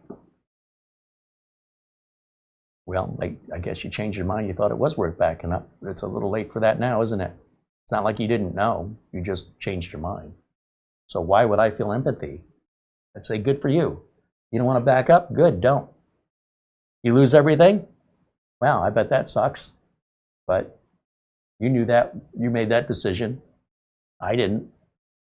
I had no more empathy for that. In the meantime, $300 data recovery continues to recover people's flash drives and their external drives over and over and over and over and over again. He's really got a smart business model, because as long as people are going to be delusional and say, oh, it's not going to happen to me, he's got a career for the rest of his life. And I think it's human nature. I don't think he's ever going out of business. Honestly, I don't think the general public is just not backing up. They wait until something happens and they react to it. And by then it's too late. It's like buying car insurance after you got into an accident. Let me know how that works out for you. So that's effectively what he's doing, is he's making the backup for people in a way that takes a lot more time, does not guarantee 100% retrieval, if any, and costs a whole lot of money. I don't mind if you want to spend your money that way. I really don't mind it. But in the meantime, if I had a bunch of TV shows and movies on this, I wouldn't care if I lost them. They're not mine. I would just, like if I ripped my DVDs, then the DVDs and the Blu-rays, those are my backups. I just rip them again. Because if I had terabytes of television shows and movies that I'm hoarding, do you know what's going to happen to those when I die? Nobody in my family wants that crap. They're just going to sell it off. It doesn't have any resale value. It's just your own personal interest. Nobody else cares. So if you care enough that you want to back up all your movies and TV shows and you want to pay for that storage, that's your money. You want to make a copy of all your movies and TV shows of terabytes onto some other device of terabytes. So if something happens to this, you can recover. I would say you could recover by just wherever you got the TV shows and movies. You didn't make them yourself. Not like photos of a vacation. Those are yours. Only you made those. They're the only ones in existence. But you downloaded a movie or TV show, just download it again. Who cares? Well, it's a lot of work. Well, you get paid for work, don't you? Last I checked, if I work, I get paid for it. So you can either pay to avoid doing the work by having another device that stores your movies and TV shows, or do the work yourself for free and do it again, because you've obviously done it once. Just do it again. It's not like you're the cinematographer and you just lost today's footage and you paid the union crew and the actors and you spent $100,000 today and all the footage you filmed got destroyed. Then you're going to be in trouble with the producers who are paying for it in the studio. you damn well they're going to have backups. You know for damn sure whether they like it or not. That's not their decision. The studio ensures that the backups are made, whether the director likes it or not. They don't have any say in the matter because they're not self-financing. Well, if they are self-financing it and they wanted to be stupid, they could totally not make backups of their dailies. But it's happened. No sympathy. It's a decision. We're save some money. We're going to avoid doing that. Well, see how much money that saves you when things go wrong. But I realize those of you who back up are backing up, and what I'm saying makes no difference. And those of you who aren't backing up are not going to start. Just because I said this, it makes no difference. And that's where we are in a state of backups today. Martin says, how do I install Windows XP on new computers to run old games? You could use a virtual machine. Just go to YouTube and type in how to install Windows XP in virtual machine, and there'll be a number of videos that can walk you through that.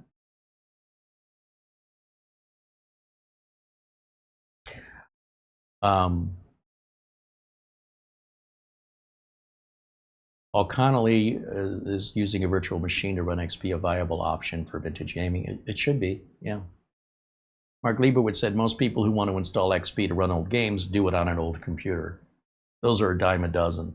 You know, you can go to a recycling yard and those computers go to scrap. It's very cheap to buy a Windows XP computer, which would be like a Pentium, maybe a Pentium 2. Maybe even a 486.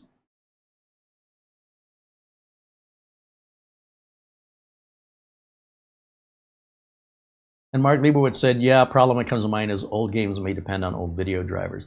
Not necessarily.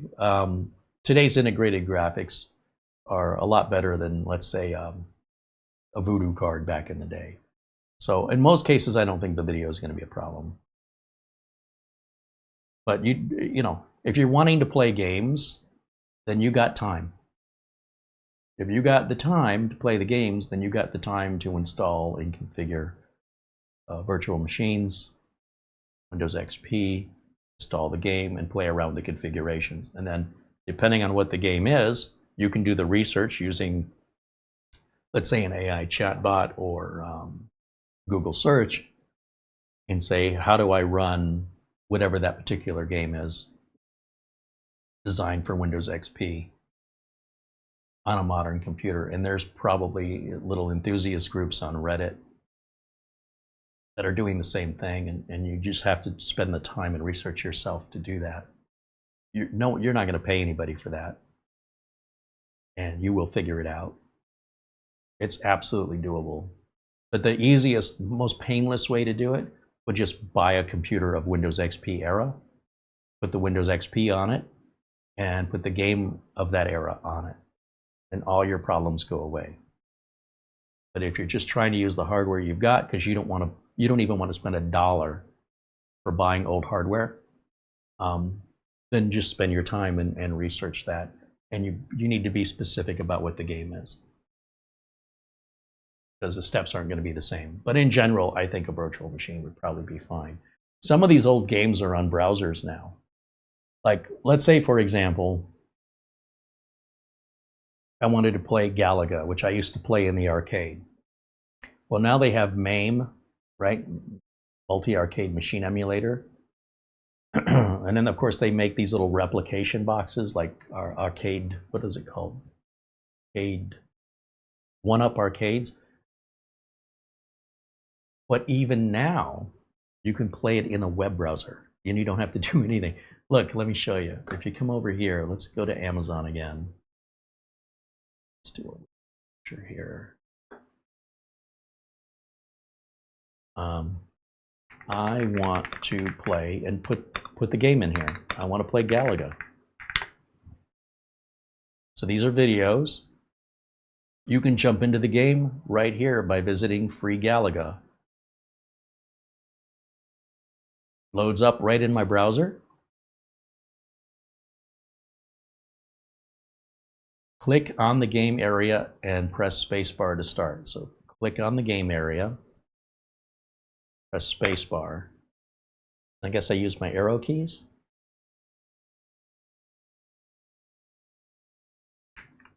And what, spacebar to fire? No, how do I fire? Alt, Control.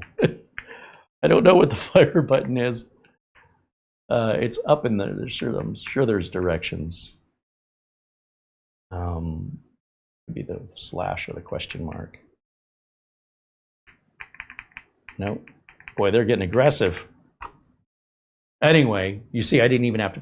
When software is that old, it doesn't require much processing power by today's standards, and so the game you want to play may be playable right through your browser.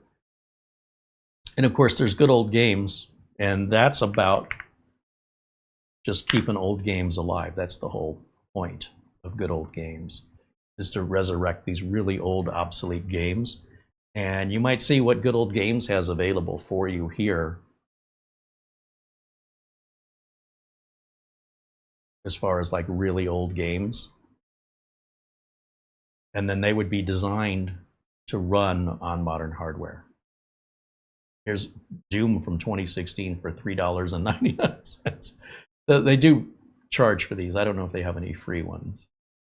If you wanted to play Unreal Tournament, they have a free version of Unreal Tournament.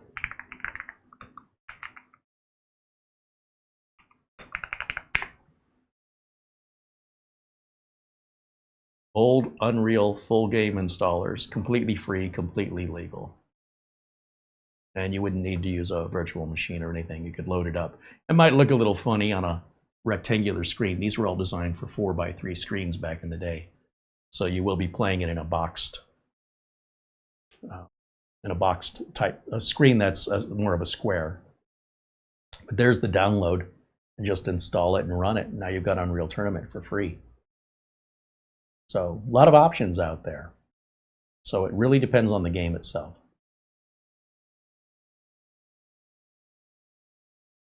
All right, other questions? Mark Leibowitz says, you know whether or not it works in the end, it's certainly inexpensive to try. Yeah, putting in a virtual machine and loading, it's just your time. And if you've got time to play games, you got time. That's all I can tell you. You got a lot more time than me.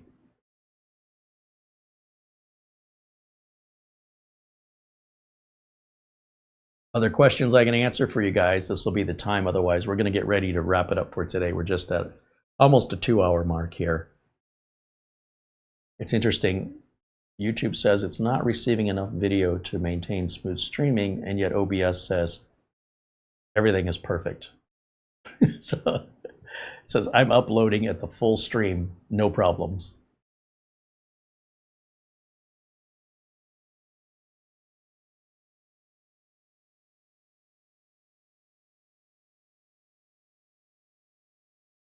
There is a suggestion that I could turn down video settings or use a faster encoding preset.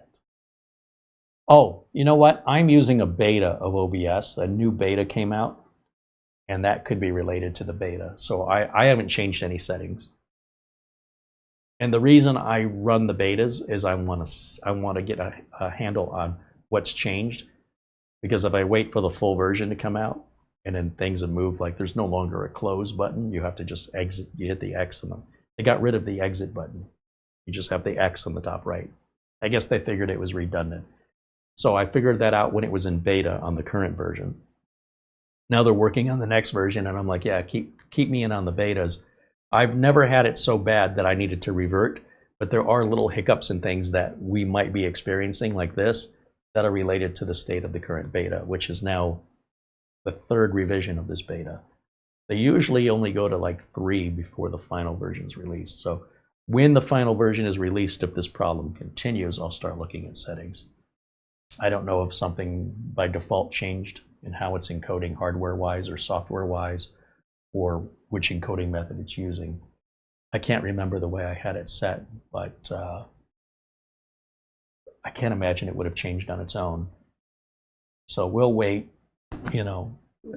Probably another week or so, they'll have the final version out, hopefully, and then see if the problem goes away. That's on me for running the beta, but this is why I run it.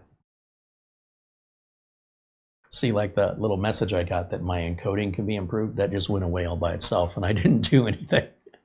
So I'm either YouTube is having issues or the OBS beta is having an issue. Either way, time will answer that question. Paul Connolly says he's not seeing any issues with the stream in Australia. Appreciate the info, Paul. So yeah, if you have questions for me, this is the time. I'll stick around as long as you guys want to talk. If none of you want to talk to me, I'll take that as a hint that we're done for the day. Of course, if you ever want to reach out to us, you can reach out anytime to our email address, which is right here on the screen.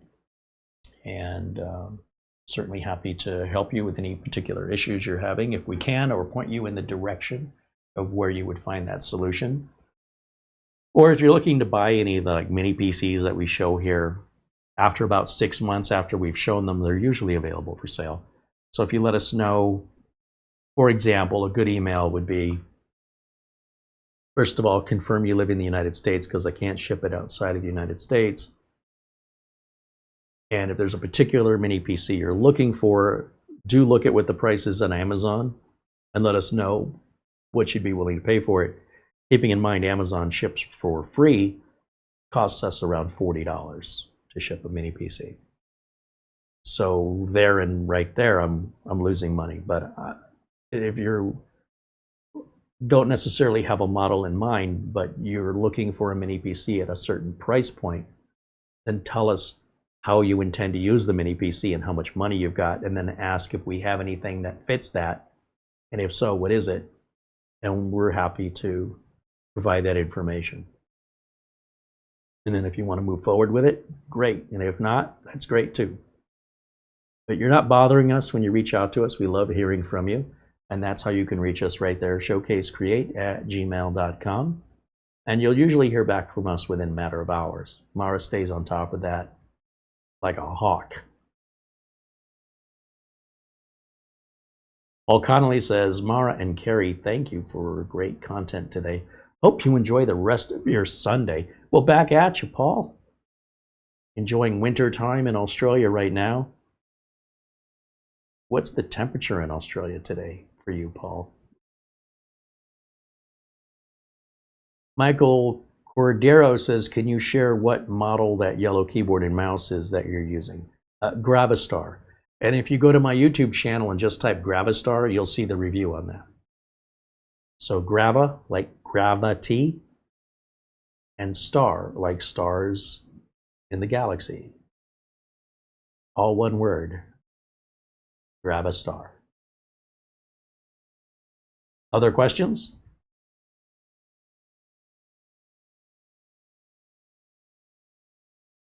No? Let's go to, let's see, I'll turn that off.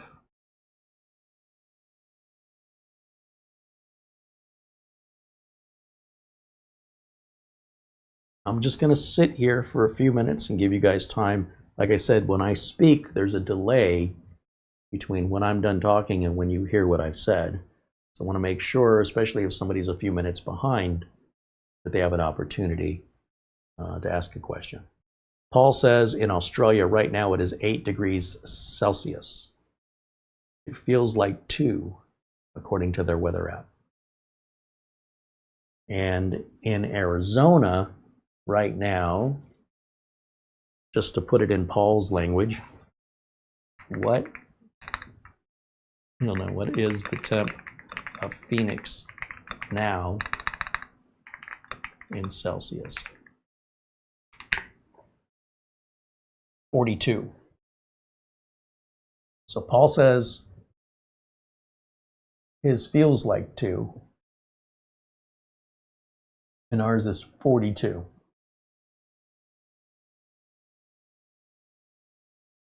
Just to give you some perspective.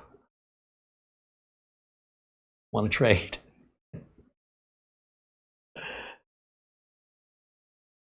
Jim Kenny renews membership. Now member 12 months. He goes, a year in green, time flies. Thank you, Jim. Thanks for renewing your membership and staying with us. I appreciate you.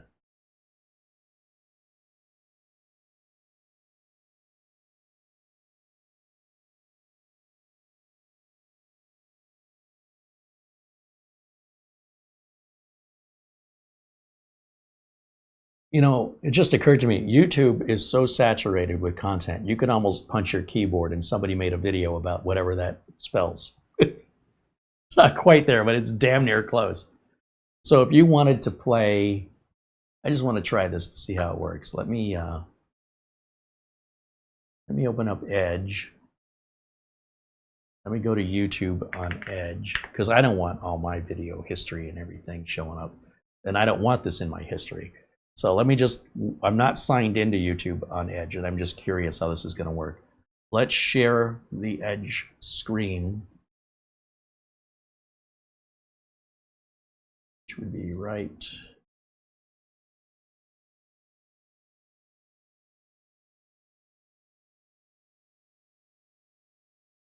here. And let's type in, how can I play, what would be an old game?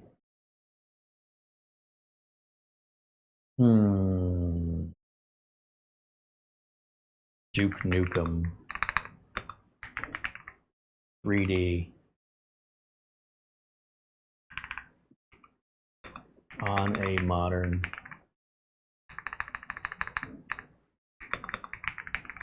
PC.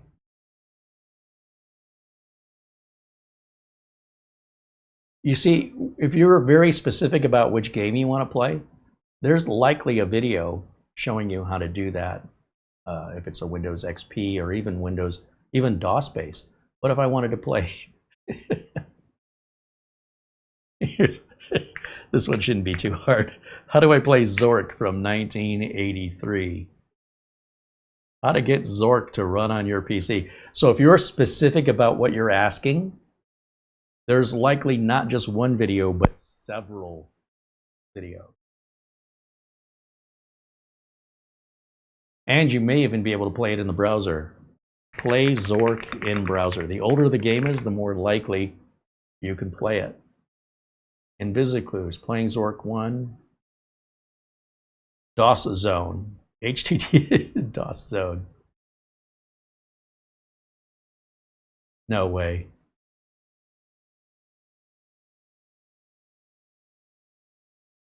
You're standing in a mailbox. Open. Oh man, this just brings back some memories. Reveals a leaflet. Get leaflet. Read. Welcome to Zork. Okay, go north. You're facing north. This is how we used to play games. There is no door here. All the windows were to the north. A narrow path winds through the trees. Go north. Path is winding. The path heads north-south. There's a large tree with low branches. You hear the distance of a chirping songbird. Look up. Nothing. Go north again. You're in a clearing. Path leads to the south. On the pile is a look at leaves. I can't remember what all the controls were. Nothing special. Get leaves. In disturbing the pile of leaves, a grating is revealed. Open grating. Grating is locked. Unlock the grating. What do you want to unlock it with? Brute force. Doesn't know that word. I bet you the key's in the house. Let's go back south. Go back south. Now we're north of the house. Go south. No. Look.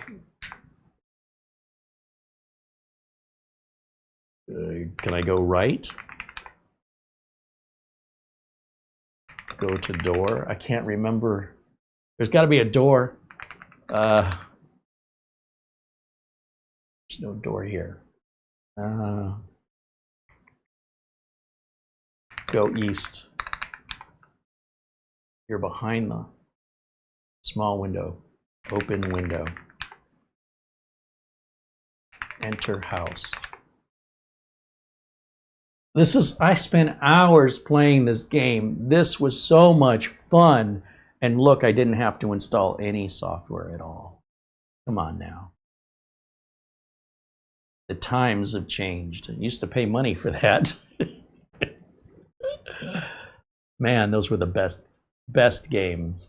Oh man, spend hours, use your imagination. Got to picture everything in your head. It's not presented on the screen.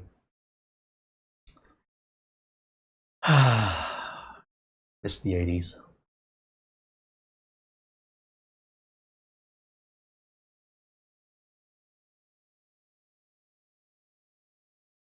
Hey, Mike's Unboxing Reviews and How-To joins us. He said the UK falls apart when it gets over 32 degrees Celsius. Well, a lot of folks in the UK don't have air conditioning, right? Whereas here in Arizona, you'd be crazy not to. I know there's a big heat wave going on across the world right now, and people that aren't used to it, well, it's pretty brutal. Good to see you, Mike. Mike's Unboxing Reviews and How-To is another tech content creator. And Mike does very similar work to what we do here, in the sense of tech reviews, introducing products, evaluating products, and dealing with real customers that he's held accountable to. So, and much like myself, where Mara helps us out behind the scenes, Mike has his spouse, Kath, who similarly, it's like a brother from another mother. You get kind of the same idea. And he does live shows every Saturday to interact with his audience, and then posts regular content throughout the week. So he's one of the content creators I watch, that I subscribe to, as is Doug Betts, as is Scott Merrill, Ask Your Computer Guy, Cyber CPU Tech. And then there are some others that pop up from time to time, but these are my regular go-tos. If you're just curious where I go looking for tech content, I'm looking for people who know what they're doing, not just somebody who's having fun, but somebody who's having fun and has a profession where off camera they're exchanging money for their services and being held accountable for any warranty or guarantee as a result, versus I'm just sitting in my room playing with toys I bought, want to watch me play. Not that there's anything wrong with that, it's just it's hard for me to relate to just playing without any consequences. So I tend to be drawn to others that are in a similar, the reason they're creating content very similar for why I do it. There's also like Adamant IT, as well as Salem Techsperts, and I enjoy their content as well. I don't subscribe to it, but mainly it's because I don't relate to them as much, but I still appreciate that they're doing accountable work and they're having a good time. You know what I mean? It's not like they're not necessarily going at it begrudgingly. They love their work, and I certainly get the impression, that Mike loves his work, and Doug loves his work, and Scott loves his work, and obviously I find that very appealing because it's very relatable.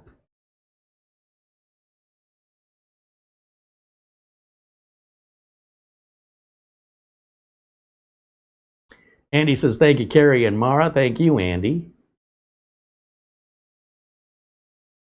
So if you're looking for more content to watch after this, be sure and check out Mike's Unboxing Reviews and How-To. He's got lots of videos. If you haven't been watching, you've been missing out on a ton of great content. Or if you're in England and you want to see a local creator on technology subject matter similar to what I do, and he's more local to you, that may be more appealing, knowing that running any sort of transaction with him would be possible. Whereas with me, being in the US, transactions outside of the US are difficult, if not impossible in some cases. So just another reason you might want to be even more interested if you weren't already. All right, well, I don't see any further questions, so I think that's going to wrap it up for today. So again, I hope you all had a great, safe, happy 4th of July and did your required barbecuing. It's not a law, but it might as well be. Everybody does it. And then enjoy whatever's left of World Soccer. I think that's going to wrap up soon. And if you have other questions about this, just either email us or leave it in the comments under the video. While I don't work for Minisforum, if you have a lot of technical questions, I'll likely refer you to Minisforum sales. But if I know the answer, I'm happy to share it with you. You just have to ask. Sometimes people ask questions that are, from my perspective, completely off the wall and nothing that I would even consider. Like, to me, it's like, who cares? But it's obviously important to them, but it's not important to me. And so I don't know the answers. In that case, I just say, well, you know, you're going to need to ask Minisforum about that. I've seen people complain to me about something they bought, like it's my fault. And I'm like, I'm not the one who sold it to you, so why don't you complain to the manufacturer? So usually what I'll say is they'll say, oh, I bought this whatever mini PC, doesn't matter who the manufacturer is, and it broke within 2 months. They're junk. Well, what did the manufacturer support say when you contacted them regarding your warranty? They never respond. So I don't think those are actual people. I think the people doing that are trolling on behalf of a competitor, or they're just bored looking to stir a pot. Because, you know, you're looking at, you know, let's say I'm reviewing a product and I say, hey, this is pretty good, it's a good price, and there's too much positivity. God forbid. Because I want to help people. So if they're having a problem, first thing I want to know is, I know that's under warranty if you say you only had it 2 months. So what did the manufacturer support tell you? That's where the conversation starts. And if they don't follow up with me, then they were never sincere and they were probably lying. And at that point, after about a couple of days, if they haven't responded to me, I just delete their original comment, because it was just put there as a mine. Here's a beautiful green field. I'm going to lay a mine on it just for fun. It's not real. It's all lies. On the other hand, if they're sincere, they'll explain to me what the problem is, and you know, I want to know what the manufacturer support said. And if the manufacturer support says that, well, I don't have a receipt because I bought it off Facebook Marketplace. Come on. I don't have a receipt because I bought it from an estate sale. So what they're saying is, I paid less than half of what it costs new, and now I'm telling you it's junk, even though I don't know what the person before me who had it did to it. But I'm going to blame the manufacturer because they don't honor their warranty, because I'm not the original purchaser. Well, if you would have said that in your original comment, we could have saved a lot of time. So when they do respond, that's more often than not, that's the scenario. They got it in some sketchy way. They bought it used. Warranties don't pass on usually, other than to the original owner. If you buy a Hyundai automobile, it's got a 10-year powertrain warranty, only to the original owner. The regular 3-year warranty, whatever it is, that is transferable. But that 10-year bumper to bumper, only to the original owner. It's always been that way. It's never changed, at least here in the United States. I'll never buy a Hyundai. They don't honor the warranty. You didn't buy it new. No one said that that was a warranty for just anybody who buys the car after the original owner. I don't know what made people think that. It's never been the case. They just made it up in their head, and now they're angry at the manufacturer for their own ignorance. So, on the other hand, not that I can recall this ever happening ever once. If somebody said this was a piece of junk, don't buy it, and I say, well, what was the problem, and what did the manufacturer say? And then they come back and say, well, the manufacturer said tough luck. Then I would say, hey, if you're in the US, why don't you send it to me? Let me take a look at it for you. You got nothing to lose. And then from those, they usually say, oh, I already threw it away. Well, then you never had it. You're a liar. That's all lies. The only people we've ever had send us back mini PCs that aren't working are the ones who bought them from us. Everybody else online, they're all liars, or looking for attention, or they're not telling the whole story. Like, oh, I dropped it in the pool, and the manufacturer won't warranty it anymore because I dipped it in the pool, or the cat peed on it, or I spilled a beer on it. They don't tell you that. They're just angry that the manufacturer won't pay for their own mistakes that the customer made. And unless you sort of dig in a little bit, they don't tell you, or they're too embarrassed so that they don't even answer you. So like I said, it goes back to just being liars. So I want you to bear that in mind when you're watching some reviews, and especially the angrier somebody is.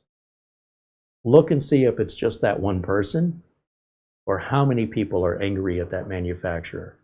So there's something to be said about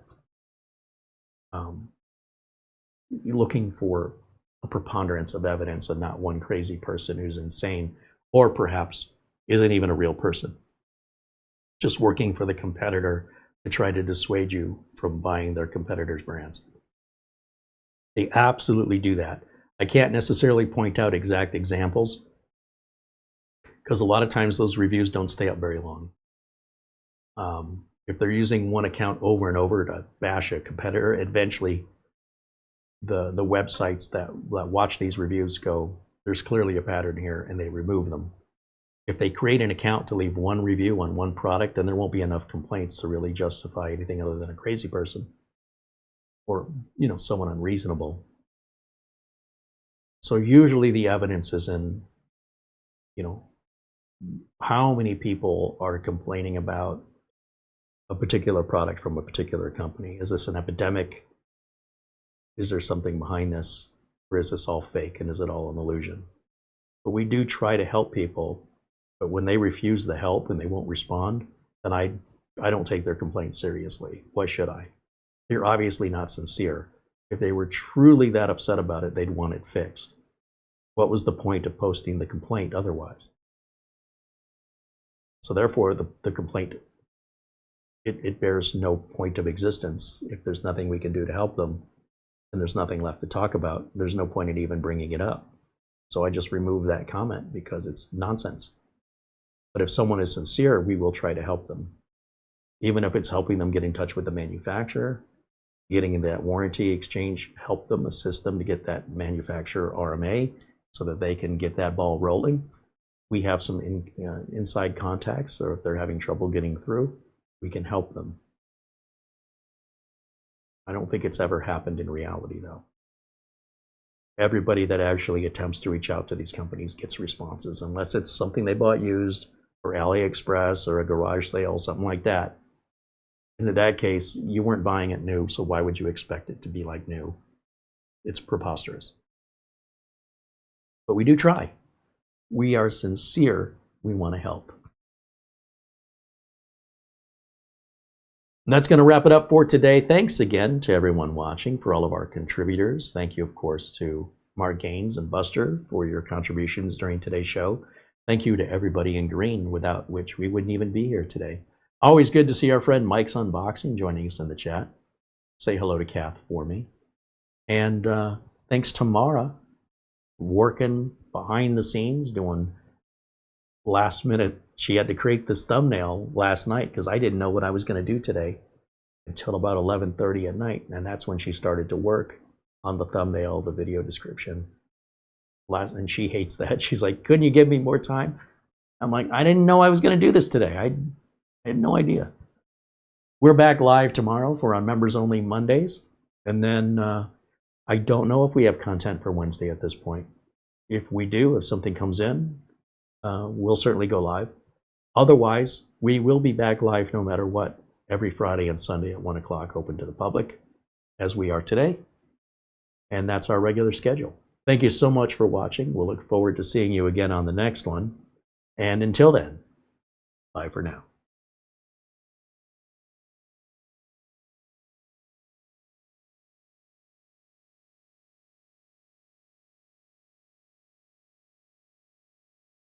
I'm trying to find an exit.